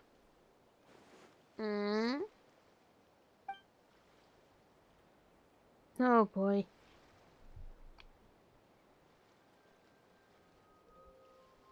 That voice! It's Alpa!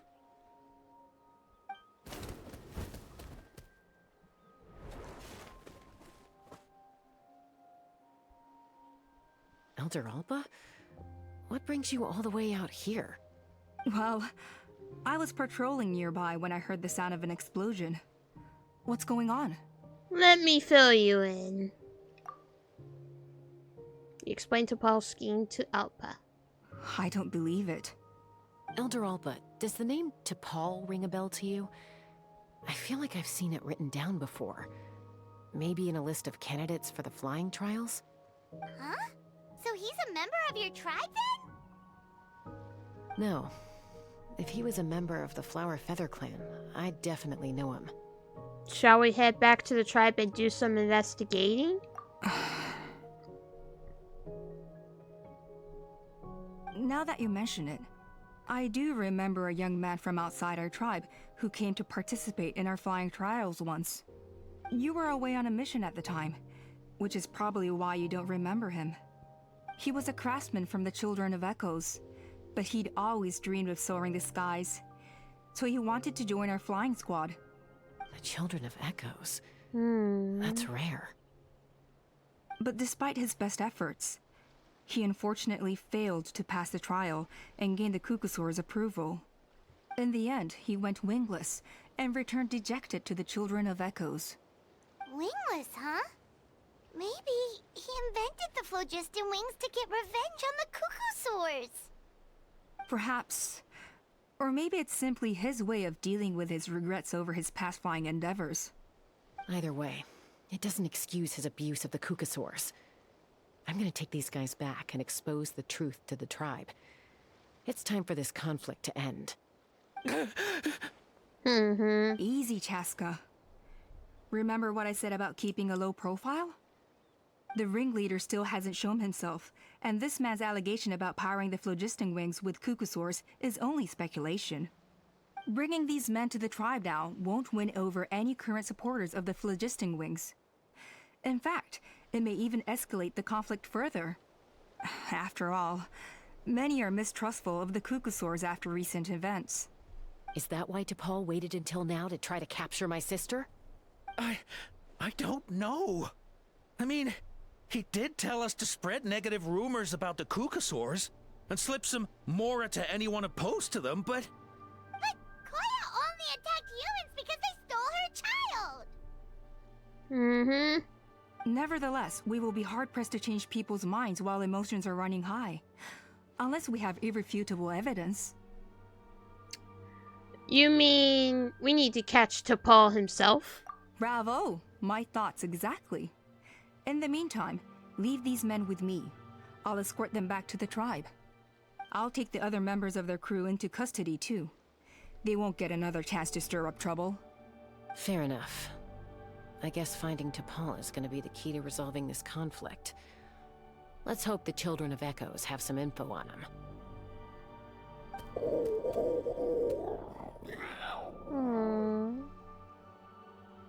Sorry, whatever it is, it'll have to wait till this is all blown over. I have to fix this situation before it spirals out of control.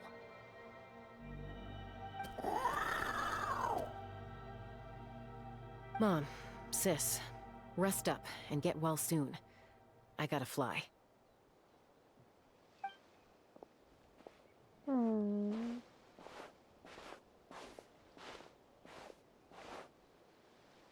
Everyone departs, leaving only Chimpu and Koya. If you're worried, go ahead and follow her. Sorry, I don't know why I sound like that. Don't worry about me. Mom can take care of herself.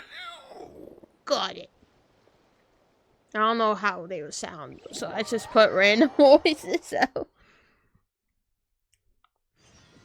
But alrighty then, that's done. So let me just switch over to Traveler. This world is full of unsolved mysteries. She's got a point there. But I meant to say myself, not Traveler, because that's me. So Alpa says that T'Pol's from the Children of Echoes. But how do we track him down? Just ask around until we find him? Let's start by talking to someone we know. It'll be faster that way. At this time and place, I'll bet the easiest person to find is... Wakey, wakey, Shilonen! Shilonen? Oh, it's you. Okay, give me a second. I'll come down. Shilonen, what are you doing here?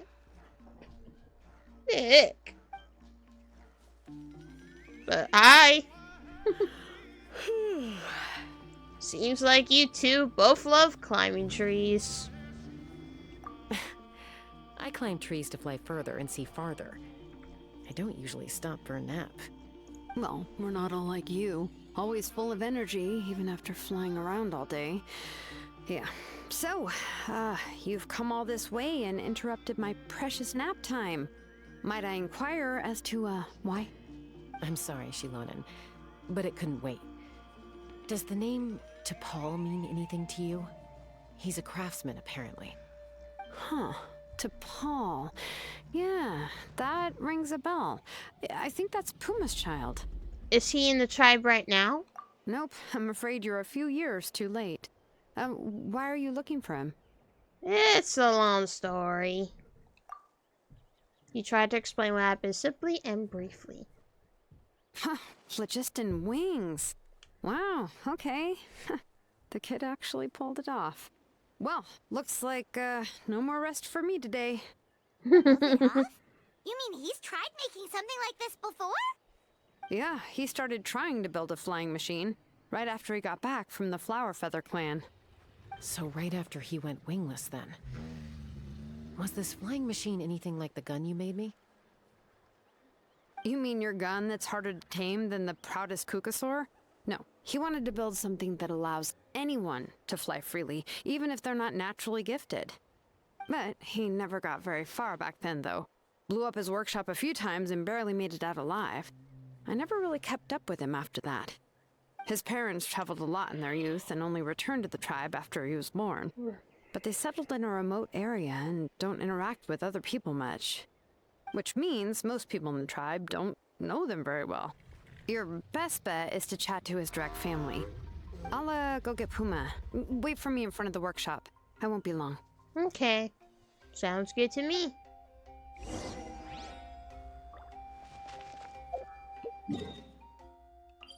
Man, we have to go over here. Feels like yesterday I just did this one. But always good to come back.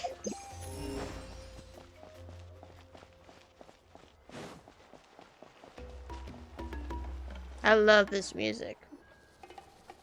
A short while later, at Shalom's workshop. Allow me to introduce T'Pol's mother, Puma.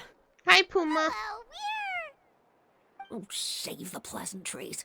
I don't want to spend any longer talking about that boy than I have to. Huh? I disowned him long ago. He is no child of mine.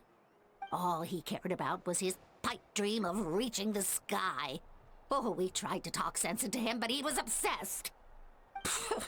And then when he left us, he spouted some nonsense about building a workshop in the sky to avoid the constant criticism of us ground dwellers. He left his notebook behind. Whatever questions you have, you can look for them in there. I am done talking about him. He's no son of mine. He never called me Mom anyhow.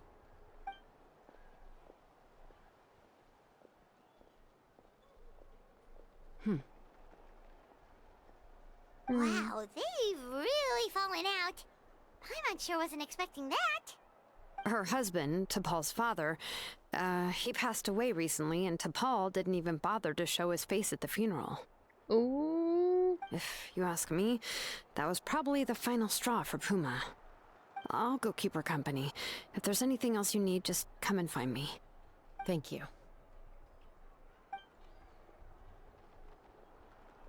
Okay, so this notebook is the only lead we've got now, right? What's in there? Oh boy.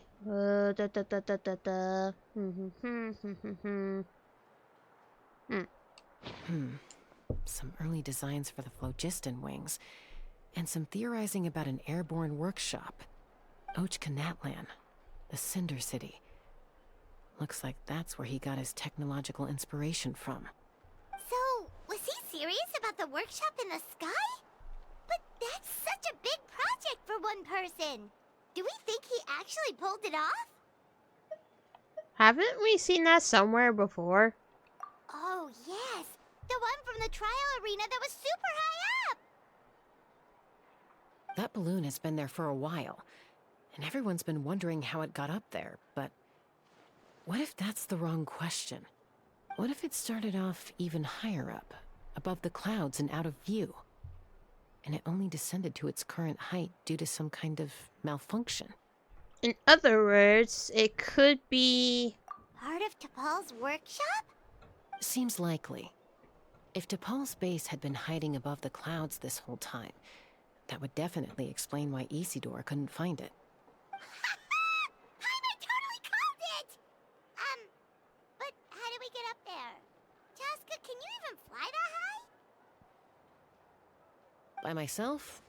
Possibly. but with a passenger, no chance. I doubt even phlogiston wings could take you up that high. At least, not without that relic DePaul mentioned in his notebook. Yeah, and he's probably holding on to it. We'll have to find another way. Can you fly up that high, Paimon? Nope. That's way beyond Paimon's altitude. Also, would you really expect Paimon to go up there and take on DePaul all by herself? Let's not worry. Just because we can't think of a solution doesn't mean no one else can. I'm not the only flying expert in my tribe, you know. Oh, good point. We should go ask Elder Alpa. And Mutoda. He was quite the flying ace back in the day, too. Let's head back and see what they suggest. Alrighty then. Ah, I keep doing that. Give me these rewards already. I'm just kidding. I know that I have to finish all this before getting a reward. And what is that? I think that's a mini boss, but I'm not gonna go do that because I don't want to do that. No, no, no, no. Anywho, let's just climb all the way up here.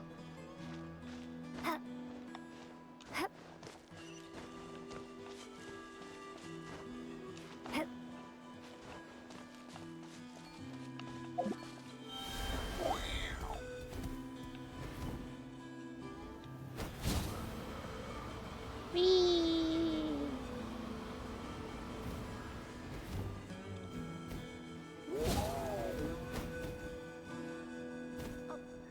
Although I get without the phlogiston, I'll never make it. Kukusaur's going a step too far. Although I get where they're coming from, isn't bad-mouthing the Kukusaurs going a step too far? But without the phlogiston wings, I'll never make it. Oh boy, they're still talking about that? Ugh. Alright. What you got? Chasca, you're finally back. Things are getting really tense in the tribe. Have you made any headway with your investigation? Some people even think we arrested the merchants just to support the flying squad and crack down on the phlogiston wings. Well, if things are still escalating, even though we've rounded up the merchants. We found some promising leads, but there's a major obstacle standing between us and the irrefutable evidence we need. A relic from the Cinder City? So Ochcon's still managing to sow discord, even after all these years. An airborne workshop and a hot air balloon above the trial arena. And that's where you're trying to get to now? Any ideas how we can get up there? Neither phlogiston wings nor a Kukusaur can take you that high up. Do you really think that's where T'Pol is hiding? You know what? There might just be a way. Really?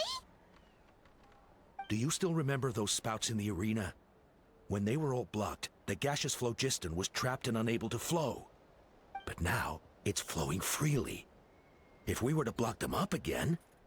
You mean all of them except the one at the very top of the arena? To build up the pressure there? Precisely.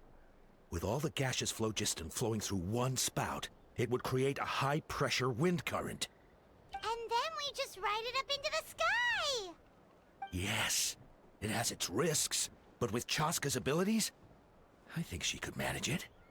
It's an extremely risky approach, but I agree that it's feasible. If you want to give it a try, check with Inkanak at the trial grounds. She can explain how to block the spouts. Chasca, if anyone has a hope of seizing this evidence from the high heavens, it is you. Oh boy. Jesus, why so much blah blah blah blah? We'll do our best to manage the conflict within the tribe while you're gone. Hopefully, it'll buy you some time. Chief, we should put a defense plan in place, just in case. True, true.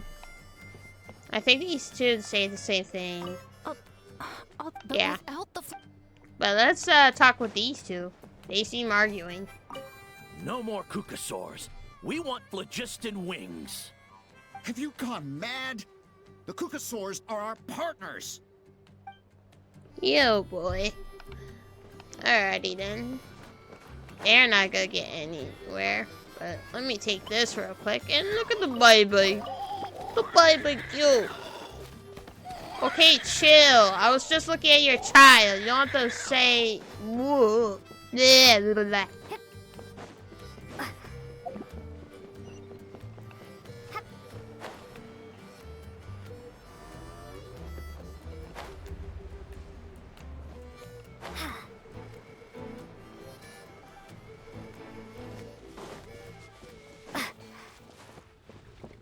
Hello, we're back. Goodness me, that is a very bold idea. Maybe so, but we have to act fast. What's the quickest way for us to block off the spouts? From a technical perspective, I'd have to advise taking some measurements and carefully planning this out first. But I'm guessing that's not what you want to hear. Right. Then we'll have to take the rough and ready approach. See the solid phlogiston over there? Our prior inspections revealed that some kind of stable structure has formed inside, making it highly damage resistant. It's not without its weak points, but unless they're all struck at the same time, the structural integrity won't be threatened. So, what happens if we do strike them all at once? It'll collapse. Okay, I see where you're going with this. Yeah, you got it.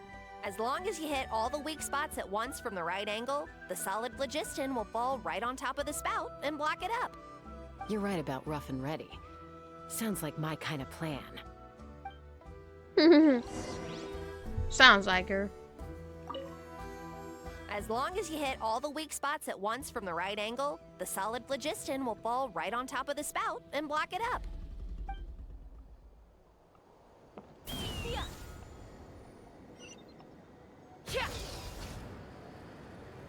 Look! There's a chunk of solid phlogiston right over that spout!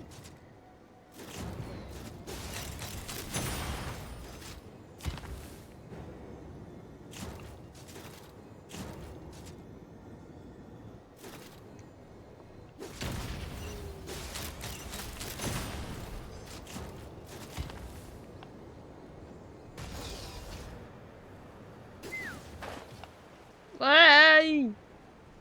No.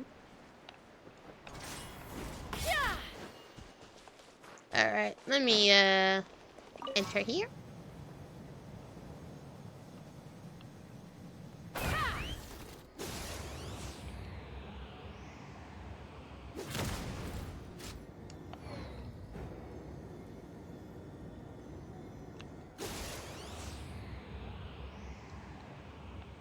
Locked on!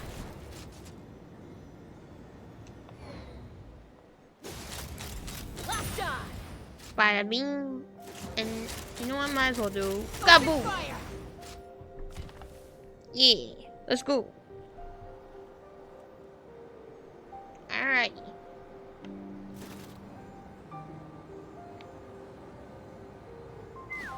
Ah!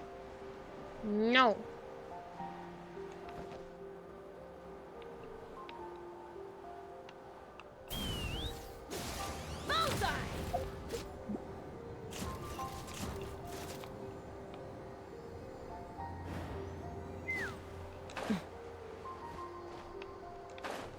I might as well just do this. Or, wait, no. That's not how. What the heck? What is that for?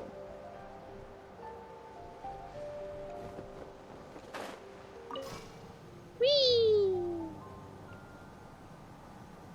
Take me up!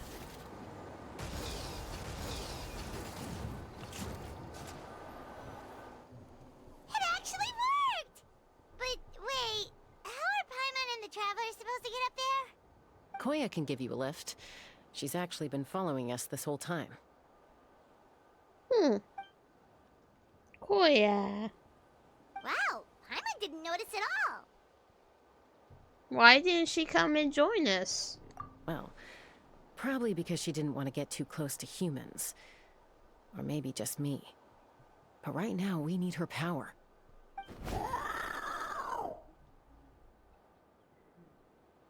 Whoa, you didn't even have to summon her! Yes, up there. That's probably where Chime is. All right, let's go have a little talk with this T'Pol. Let's do this. Let's fly! Whee!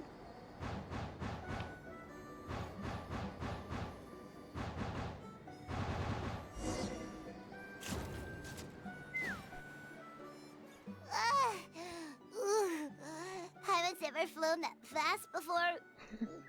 She feels so ready to throw up. At least we made it in one piece. Aha. Just as I thought. It might look like a regular hot air balloon from the outside, but up close, it's clearly been heavily remodeled. And sure enough, it only descended below the cloud line because the custom-built machinery malfunctioned. Can you tell what the issue is? I should be able to figure it out with T'Pol's notebook. Thankfully, I know a little DIY from fixing up my guns when they're having issues.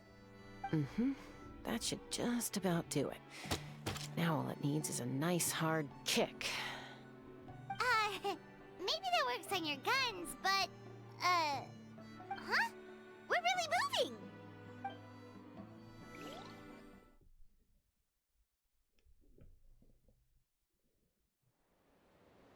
Whee! That's a lot of balloons. Here it is! The workshop in the sky! Oh, you gotta see it to believe it. Makes you wonder why T'Pol even bothers with phlogiston wings when he has tech like this. Well, according to the notebook, the platform beneath us runs on components from the Cinder City. Those can't be mass-produced. Also, I have some doubts about its mobility after seeing how it moved just now.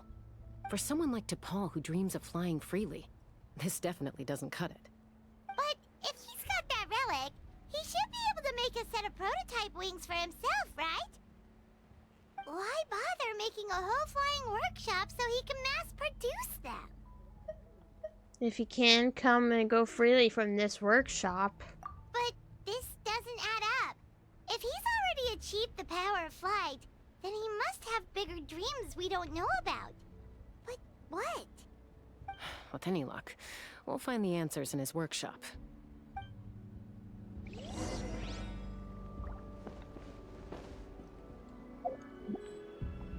Currently not in Natlan, even though this is Natlan. Somewhat. Oh. Cuckoosaurs! Seems like the merchants were right. T'Pol's using them for his own ends. I'll bet that mechanism on top of the cage opens the door. Let me give it a try.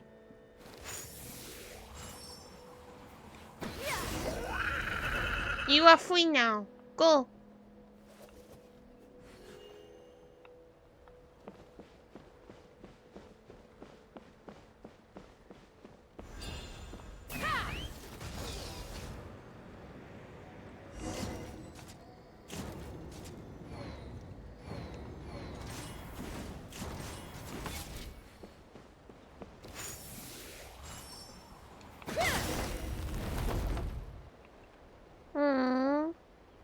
Why won't it fly away like the others?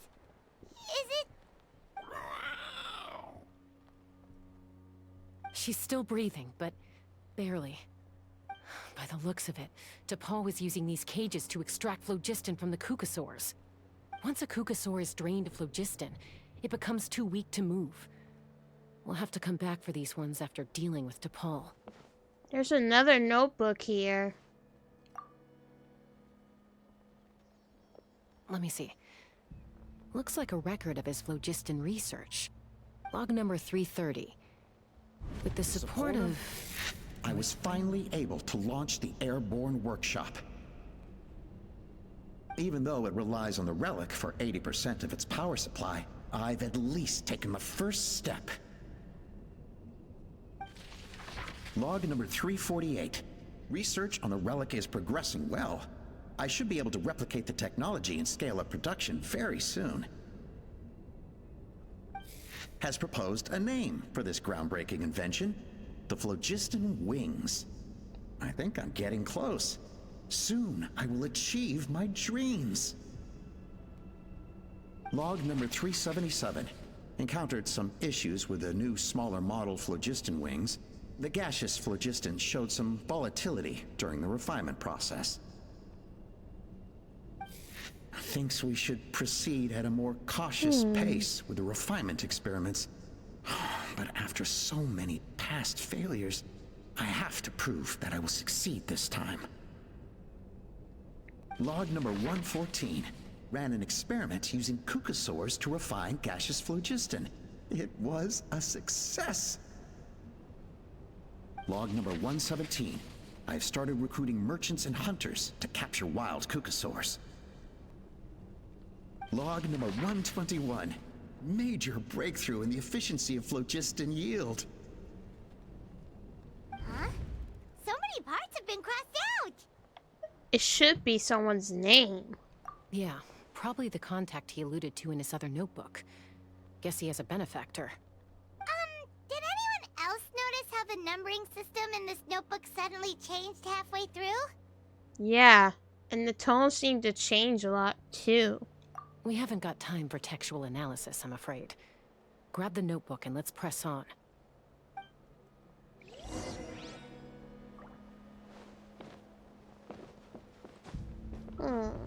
Poor buddy.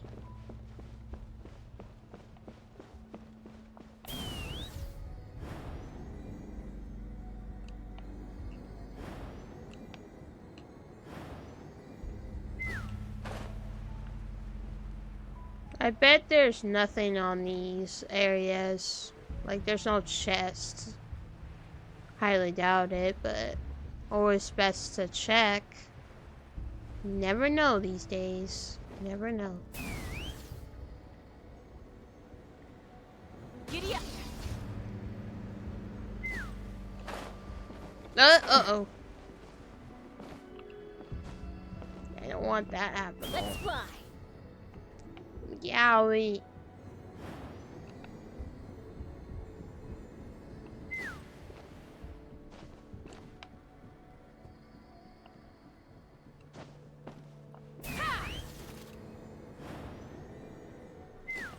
Ah! Well, might as well just fall because it'll be easier. But, I want to see if there's chest above, but,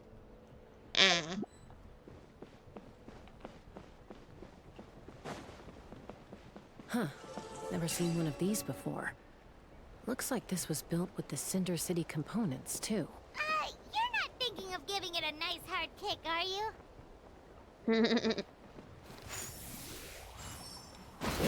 Bah.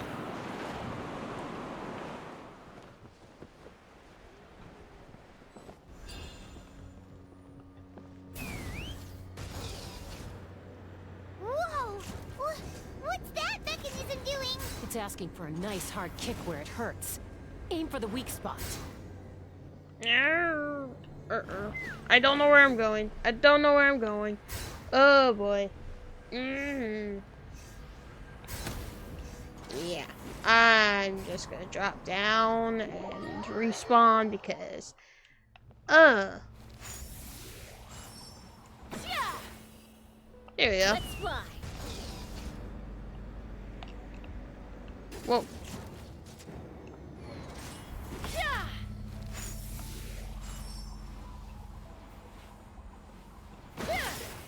In the way.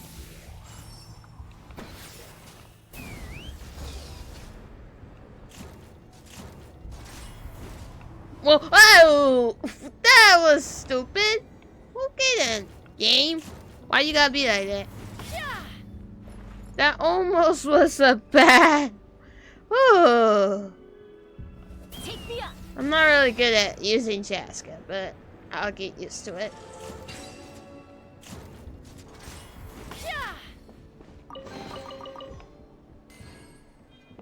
Let's go. Hey, I have enough pyro sigils for the next level. I'll do that off camera, but for now, I need to finish this. Interesting. Interesting. What are they doing here? It's T'Pol's henchman. He must have brought them here using the relic and his prototype wings. Watch out!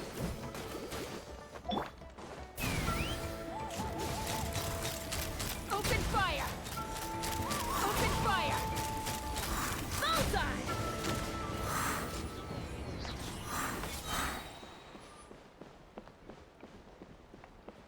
Let me check everywhere else. Is there no cheese? I want extra cheese.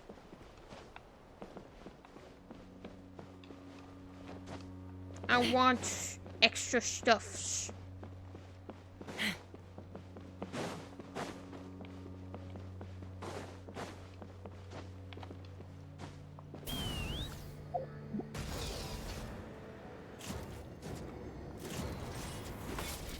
Guessing this will be further in, so let me just get out there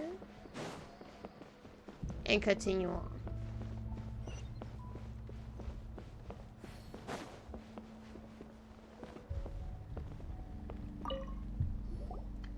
Hey, look here! More of T'Pol's notes! Let's hope there's some useful information inside. You scroll to Paul's notes for info. Log number 403. Introduce me to some new comrades who fully support my ideas. I told them that some Saurians are blessed with wings, and some people with natural gifts, while the less fortunate among us can only look on longingly as they seize the skies. But I also told them that progress can erase individual differences. Think of the tools humanity has made to fight back against wild beasts. The law we have put in place to even the playing field between the strong and the weak.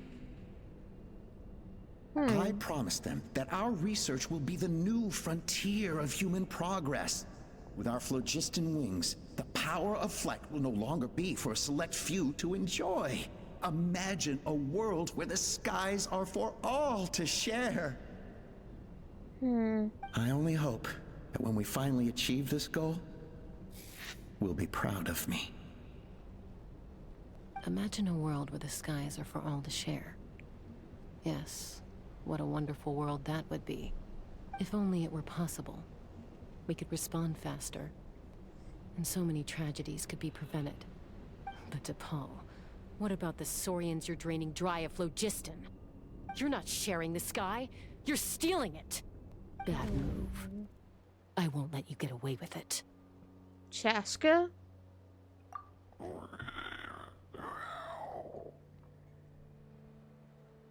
I'm fine. Let's keep moving. I don't think we'll find anything else here.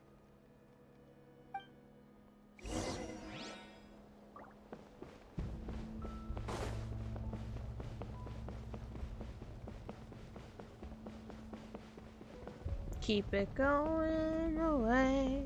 I'll just heal up also.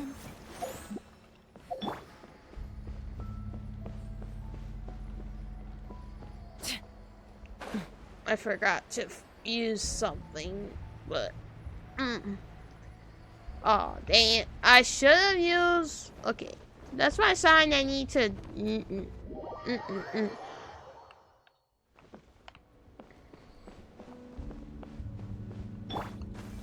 Good way to heal up, so.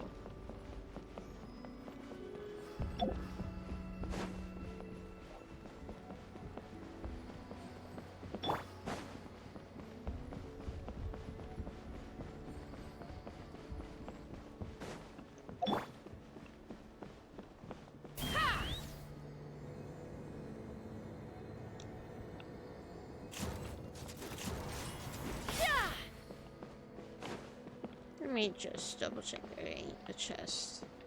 Yeah, okay.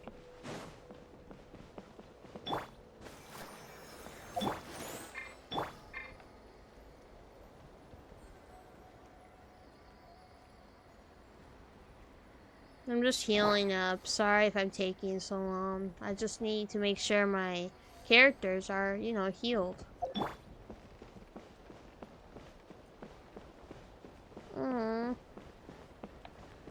Okay. We're letting you go. You know you are a little weak.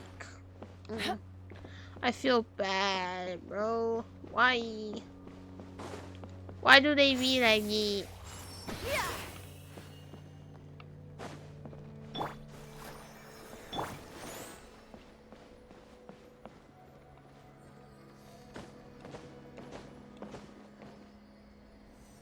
There we go. And now for Traveler. AK me.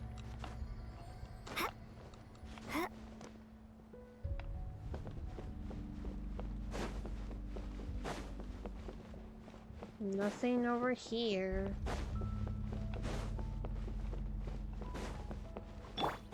I'll protect him. Oh wait, no, never mind. Give me that. I want my single potato. And the cabbage.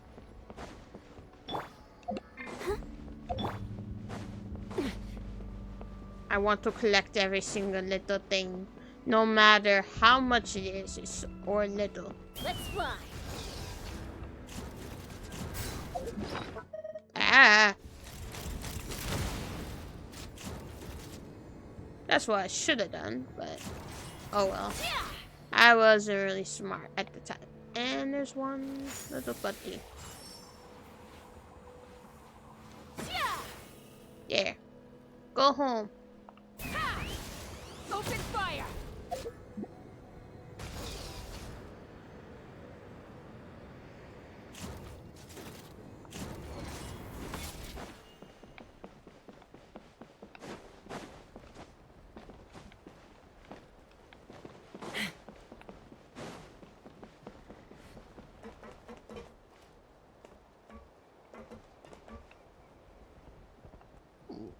Wait, there's two? Hold on. I gotta go back down. Let's fly.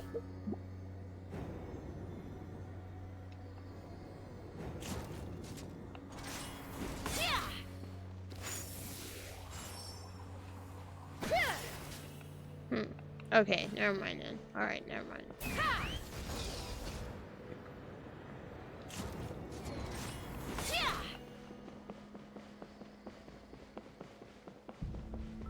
A chest here.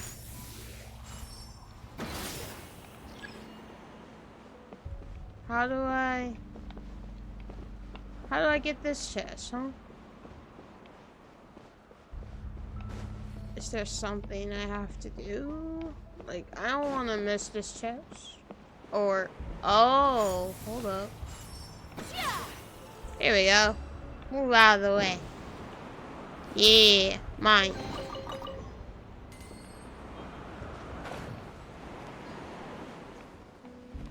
Oh. That's where we have to go, but is there anything else I'm missing? I know that I'm a little, you know, cautious, or I look more, but that's because I don't want to miss something. You would do the same, guys, if you were in here. Is there anything in here? No, there isn't. Alright, now I can just go.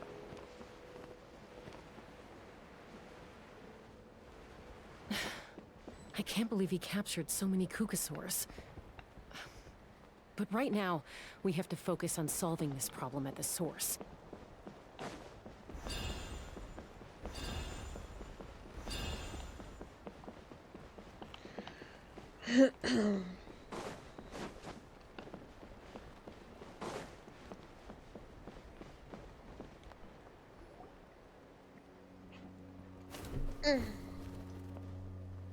Looks like we've reached the center of the workshop.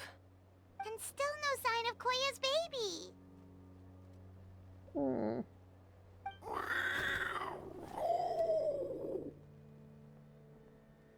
Let's search this area for now. If we still can't find Chime, we'll double back. Okay. You split up and begin your search.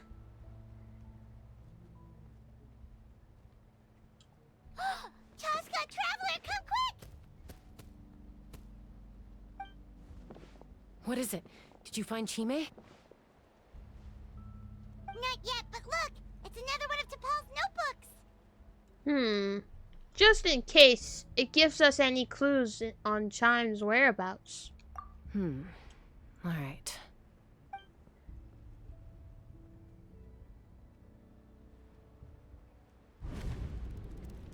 Log number 428.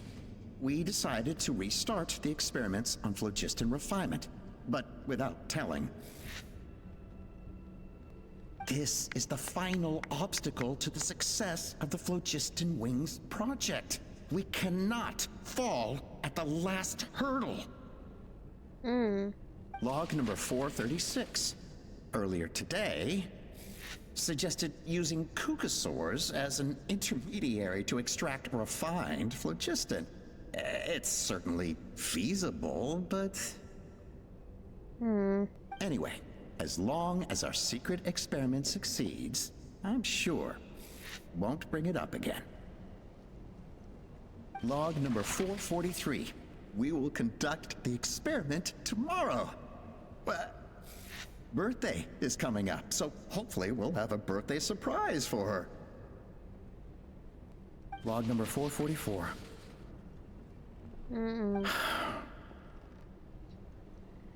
Huh?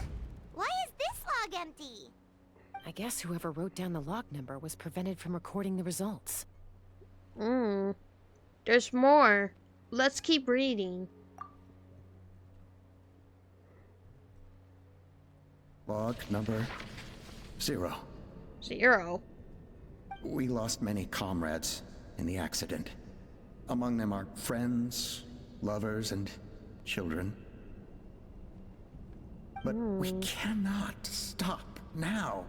We will keep their legacy alive and carry their dreams forward. As of today, we are scrapping the artificial refinement method. Instead, we will focus all our efforts on phlogiston extraction from live cucosaurs. They are arrogant beasts whose existence in the wild serves no one but themselves. Their true worth lies in their sacrifice for the sake of human progress. To facilitate our operations, we will gradually move the airborne workshop closer to the Flower Feather clan, even as we continue to expand it. All this we do to create a world where the skies are for all of humanity to share. All this we do to make T'Pol's dream a reality. Given the way this is written, not to mention the fact that the numbering has started over from 0, it kinda sounds like this is someone new. Does that mean that T'Pol's already... But in that case, who have we been pursuing? There's also a letter tucked in the end of the notebook. It's from Puma.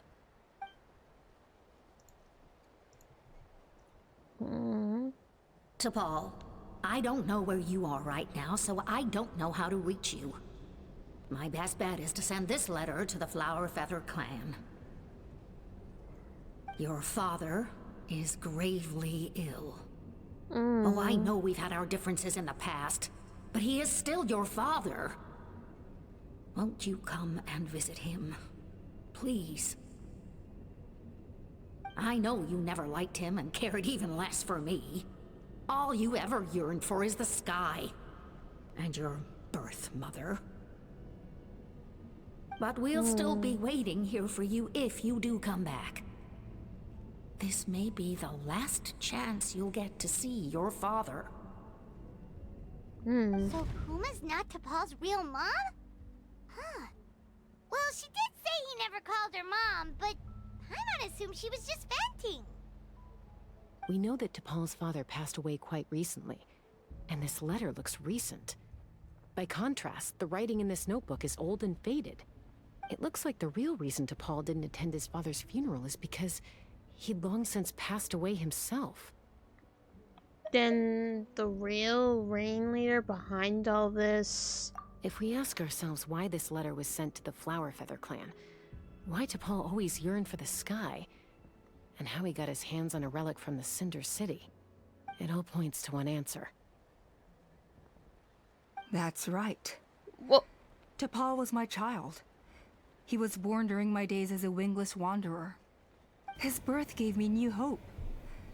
I wanted to become the kind of mother who spent her days as a valiant rider, soaring the skies.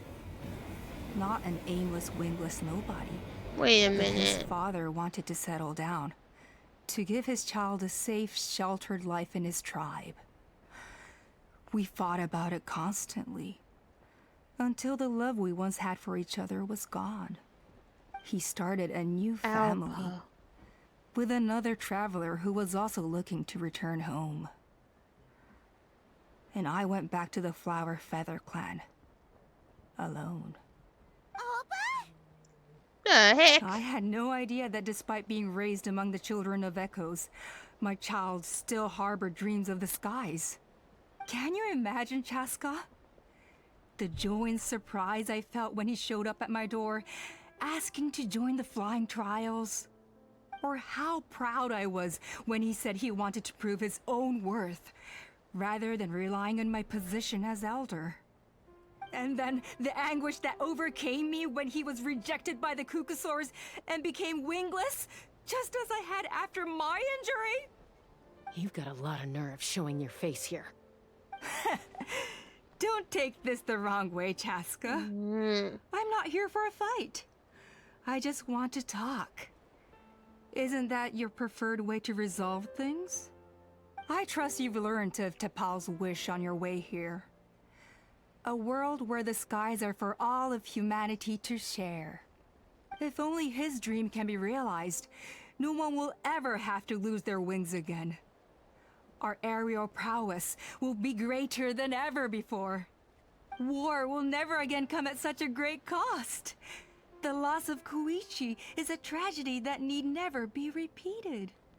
So tell me, Chasca, do you really wish to see the phlogiston wings forever grounded and gathering dust? Nothing you've said excuses all the conflict you've caused. You mean the argument back at the tribe? It was a necessary measure. Sometimes this is the only way to accelerate the pace of progress. Oh boy. Is a mother harming her children when she coaxes them into swallowing a bitter pill? Of course not. It is a brief moment of suffering for the greater good, and the child would come to understand this in due course. The phlogiston wings are that bitter pill. We will never progress as a tribe if we cling to the scraps the Kukusaurs offer us. Once the people have embraced the phlogiston wings, they will never look back. Even if they learn how the refined phlogiston is sourced. They will convince themselves that the sacrifice of a few Kukusaurs is a small price to pay for our dominion over the skies. But this I had not anticipated. I barely had the chance to introduce the phlogiston wings to the tribe before you found this place. Your plan was hardly foolproof. Yet, it can still be salvaged. Chasca, traveler, you are the hope of humanity. I'm sure you have your doubts about my methods, but know that my love for humanity and for Natlan is genuine. You know me, Chasca.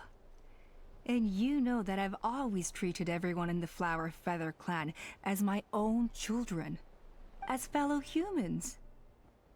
Surely you can understand my perspective. You wish. Alpa, Natlan doesn't belong to humans alone. And truthfully, neither do I.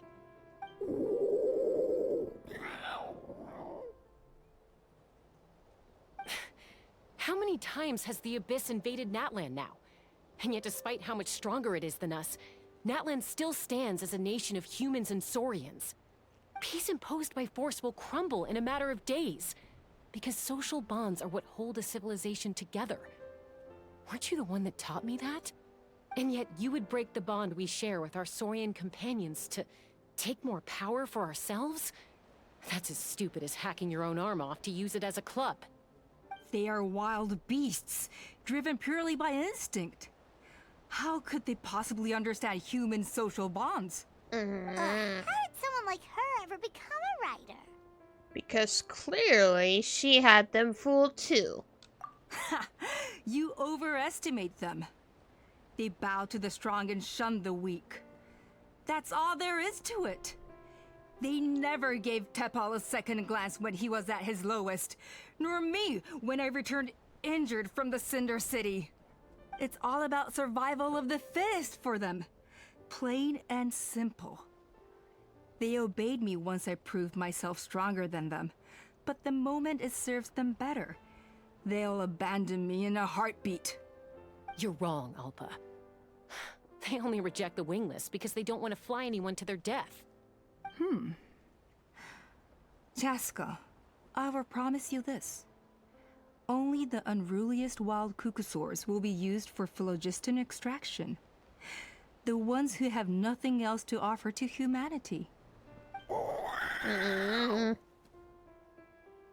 that's too bad. Because I know a few unruly wild cuckosaurs who don't think that idea is gonna fly. Namely my mom, my sister, and me. And the others? To us, they're friends, family, even children. So if you want to put any of them in one of your cages, you're gonna have to go through us. Is that right? I knew you might be difficult to convince. Maybe this will change your mind. Huh? What the? No. Baby! The baby!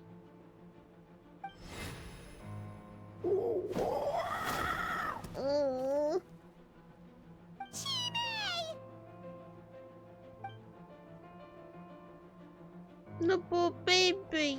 Alpa! Careful! Don't make any rash decisions. Unless you want to see her suffer. No. Oh no, that's one of the extraction cages! I told my subordinates to take control of the tribe while I was away. Luckily for them, our strongest warrior and our most powerful ally aren't there to stop it. You! Take control? What are you planning to do with Mutota and his supporters? Merely accelerate their inevitable downfall. They cannot stand in the way of progress forever. It is not the move I wish to make, but I'm afraid you and your friends force my hand. And since you insist on imposing me too, I have no choice but to keep you here until the dust has settled. So that's what you meant by I just want to talk. You never intended to negotiate. You just wanted to stall us. No, Chasca. I genuinely hoped I could win you over. You are the strongest warriors we have. Put down your weapons, and I promise you that no harm will come to this young Saurian. I just need you to stay here for the next couple of weeks or so, while my people consolidate their power. Then, I will give her back to you, and you'll be free to leave. You really think the Pyro Archon is gonna let you get away with a cope? As long as the majority supports our vision, even the Pyro Archon cannot meddle in our internal affairs. Your vision is deranged, and the Flower Feather Clan will never support it. You sure about that? Then wait here and see. Time will tell. What do we do? Even if the whole tribe fights back, Mutota's in grave danger! Stop delaying the inevitable! Drop your weapons and get into the cages, now! She's still holding Chime hostage. Is there really no other way?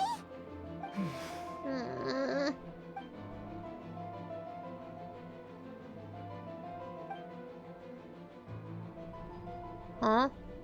What's Koya doing? I'm sorry, Chime. Might have to do something unmotherly. What? Do it, Mom! I don't want to be a burden. What kind of warrior would that make me? Koya? What's Koya doing? Huh? What are are you yapping about?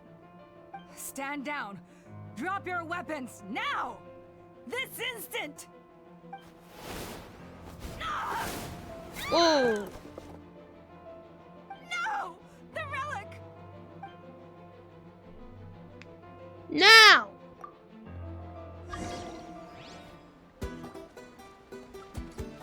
Oh, gee. Alright. Give up, Alpha. We're negotiating my way now. And this ain't your strong suit. Just shut up! Help! Anybody? That's all I've... Hey, something's up with this relic!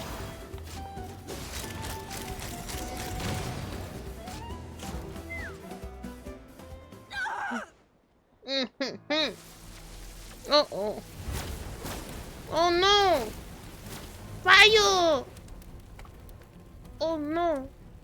No! What is she doing? She'll bring us all down with her! But why? We stabilized the relic! Maybe it got damaged in the fight. If we don't think of something fast, this whole workshop is gonna fall apart. No.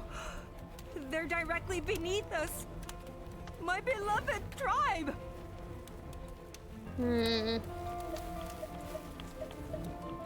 Leave the workshop to me. If we don't solve this problem at the source... Okay,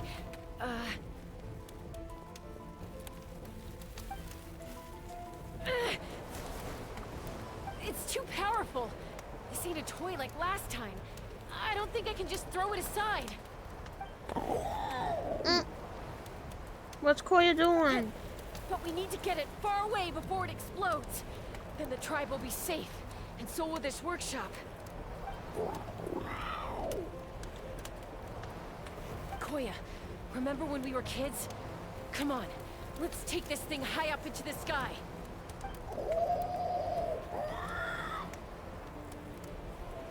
Don't worry, I know I can get rid of it before it explodes. We're talking some surface wounds at most. All I need is for you to catch me at the end, just like old times. Aww. I can't hold it back anymore. We have to go. Don't be insane! Oh, hey! Alpha, what are you? You're a fool, Chasca! Why would you choose such a risky solution? We cannot entrust the safety of our tribe to this wild Saurian! I'm the fool. You really think you can stand a better chance than me? She's a psycho! Sure, it may be asking too much for an ex-wingless to escape the blast radius in time. But I can fly it a safe distance away, even if it's the last thing I do. Oh gosh.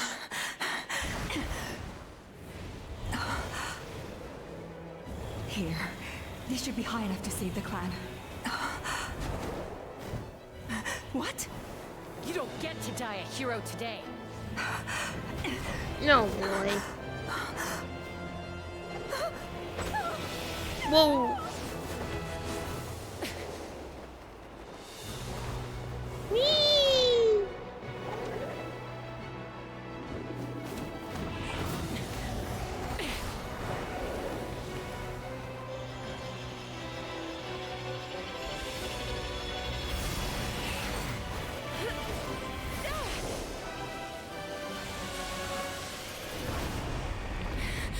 What the?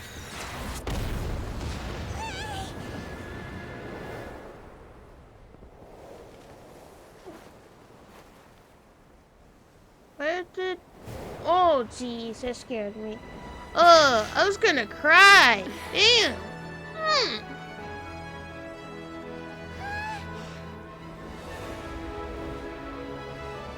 Sheesh, these stories just, the intense, man. Koya, are you hurt? Let me take a look at you. Koya. What do you mean, I'm fine?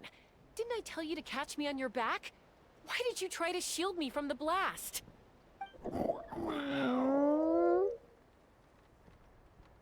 Accident? Yeah, right. Seriously, you're as stubborn as ever. Chasca, Koya! How are things looking here? All taken care of. Nah, I'm gonna say all it took was a little DIY. Oh, what the heck? Okay. I think that's putting it mildly. I owe you one. Again. The boo-boo.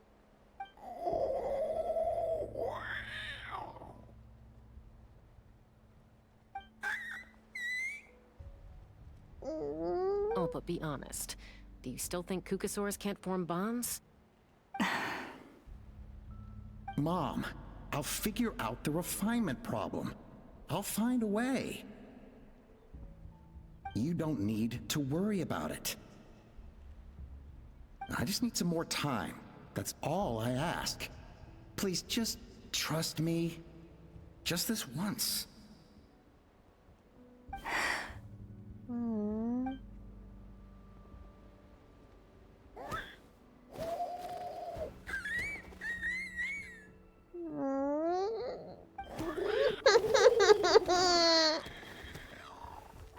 The Flower Feather Clan yield to the strong.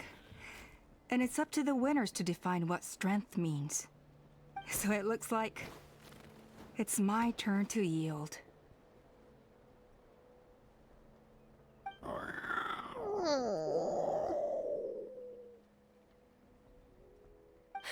Koya! Koya! No.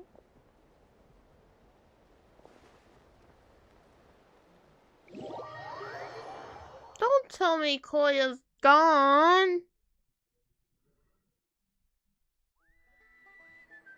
So, you're absolutely sure it's not because of the explosion? Oh gosh. Yes, for the 10,000th time, I'm sure. The blast barely touched her. The reason she fainted was old injuries playing up, compounded by overexertion in recent days. The moment she finally relaxed, all the built-up stress finally caught up with her. And no wonder. Honestly, she's just like you. Anyway, now you know how we feel when you go off risking life and limb. Your mother and I would both appreciate it if you lived less dangerously. You know she wrote to me from the Masters of the Nightwind, just to scold me for not doing enough to keep an eye on you. If she wasn't so busy with work, you can bet she'd come back here and chew us both out in person. I'll find an opportunity to apologize to her. I promise. You'd better. No more avoiding us, okay? And don't get me started on all the checkups you've missed. Got it. Got it. Huh? Koya? You're awake. I'll go let everyone know. Hey, but we're not done talking. What are we gonna do with her, Even after everything that's happened, she still hasn't figured out how to start the conversation with you. She keeps saying, I don't think Koya has forgiven me yet.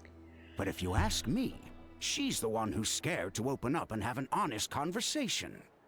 For all her confidence, she's a very sensitive soul underneath. You'd think as a peacemaker, she of all people would know how to reconcile with her family after a falling out. She must have been a handful growing up. Thank you for being there for her. And of course, thank you for keeping her safe when you were up there in the sky. Koya, Uncle Cusco, we're here! What were you talking about just now? Ha! I was just telling her that she's not to go chasing danger with Chasca ever again. Cusco, I understand how you must feel. But it's all thanks to Koya and Chasca's efforts that the airborne workshop didn't come crashing down on our heads. Oh, Paimon almost forgot to ask. They didn't hurt you while we were gone, did they? Thankfully, when her co-conspirators tried to arrest me, I was out coaching Koya and Junan. The two of them were a huge help. They took care of things while I went around rallying the resistance. So, in the end, Alpa's would-be revolt didn't really get off the ground. And as it turns out, not all of the wingless want to see our dear Saurian friends replaced with phlogiston-powered gizmos. Aww. I'm so sorry you got mixed up in this, by the way. We should have caught on to Alpa's scheme sooner. We could have saved so many Kukasaurs from getting hurt. Aww. Most of the airborne workshop has now been dismantled. We've just left one small, harmless part intact, and repurposed it as a jail for Alpa and her cronies. Let's see how they like being locked up in a sky prison. Time they got a taste of their own medicine. So, it looks like there's just one last conflict left to resolve. Peacemaker, you're up. I said I had to wait until things had blown over, didn't I? And now they have. But I still have no idea what to say. Koya, I just want to say, I'm sorry for how things went down back then. Aww. There's nothing to be sorry about. Human or Saurian, we all grow and form new bonds with new family friends. And now, I've come to understand why you chose to stay among the humans. Huh? Does this mean you're not mad at me anymore? That's right. There's that family likeness coming through again. Paimon, zip it. But that day, when we ran into each other. Alright, I admit, I was angry in that moment. I thought you were their accomplice. Huh? So then, when did you finally make your peace with it?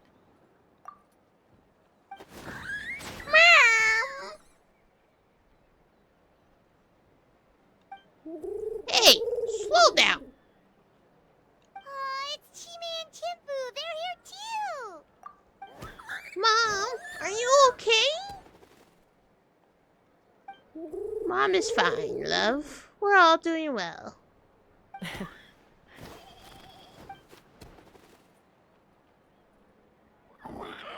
I guess it was when it was my turn to embrace a new family of my own. Aww. Oh, that is cute. Yay! I finished! Woo! Wait, isn't that Yansa? I wonder what she's doing here.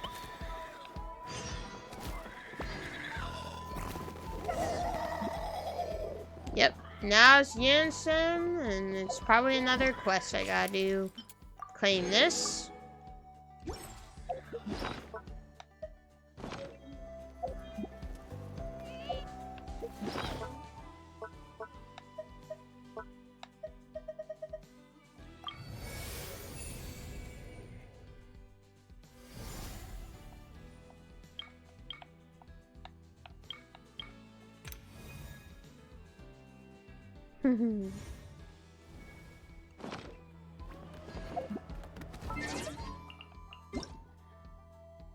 Oh, it's Chasca's birthday! What do you know? And it's right on time.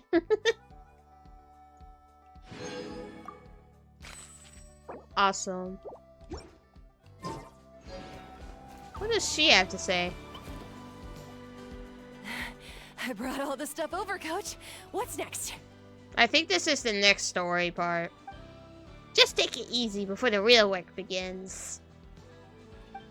You two are in charge of repairing the houses to the north. The rest of you should go west. The road park clearly crumbled beneath my feet on my way here. The whole thing will need to be reinforced. All right, I'll start by moving the boxes over. Don't worry, guys. I'm gonna leave this to the next I'll episode. help you. These things can get pretty heavy. Nah, I got this. These muscles aren't just for show, you know. You see that? Perfectly defined. I can lift this stuff up with one hand. Fine, as long as you don't wind up too sore to move tomorrow. I don't want to hear any complaints from you. Just prepare to be amazed. What?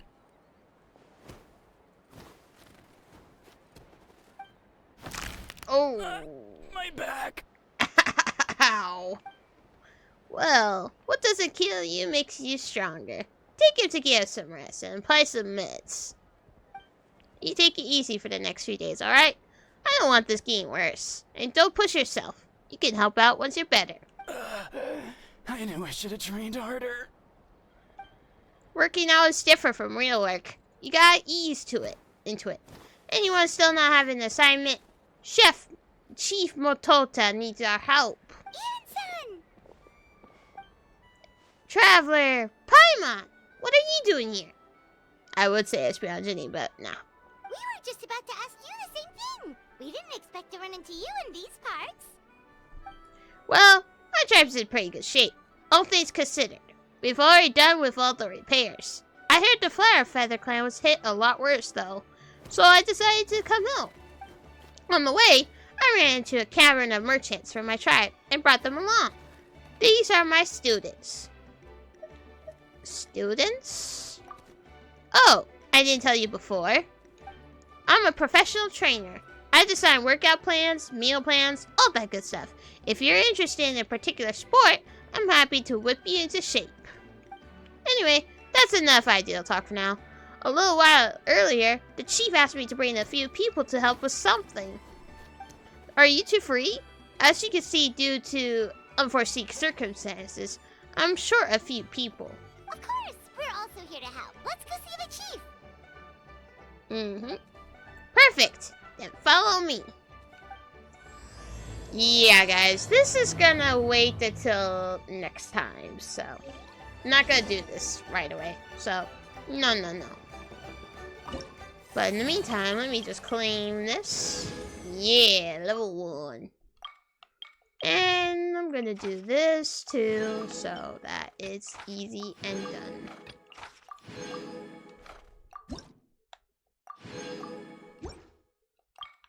And also, I will do this off camera, because But other than that, though, that is it for this Chasca's quest, and I hope you guys enjoyed this episode. So, next part of the episode will be for this quest, for, that character. I just forgot how you pronounce that.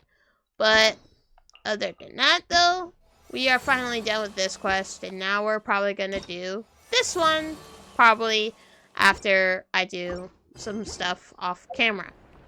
But let me just go back to Mondstadt, because I have to do, no, back to Mondstadt, because that is another thing I can't do yet. But thank you guys for watching this episode of Genshin. I had pretty fun. I had fun with this quest, and I'm gonna wish one last time. But I'm not gonna do it on this banner because I don't need her. I already have her. I am just gonna wish for the standard wish. But until then, I'm gonna do some stuff off camera with my BSD. So I gotta get them done before I have to go to bed, which is at 2 o'clock or so. But I am gonna go ahead and end this episode. I hope you guys enjoyed this episode. If you did, please make sure you subscribe to the channel, put the bell up so you get notified that I upload more videos like this. I also do live streams and YouTube shorts, but they're coming up very soon. I'm very sorry if I'm a little late to that. It's just I've been very busy with work, and I also gotta get things over with, like a lot of stuff. But like I said, I will get to it eventually. But, like I said, I hope you guys do enjoy this video. And, yeah, make sure you check out my other videos. Or Panther's videos, I should say. Because some of them are with Panther. And, well, other videos are with my besties. Which they're going to be coming soon. Because, well, I am planning to do more videos with my fiance Panther and also my besties such as Puyo, Lexi, and of others that I wish I can, mention. But there's a lot of besties I am friends with currently, so yeah. But also make sure you subscribe to all my besties out there in the features channel so that way you know what they upload. So You gotta support all the besties and support Panther and I. But until then, I will see you guys in my next video, which will be probably another episode of Smash Remix, or a new gameplay series, or just anything in general, because, well, it's always a mystery of what I upload nowadays. But again, thank you guys for watching, and I'll see you guys in my next video. Bye, everybody! Mwah!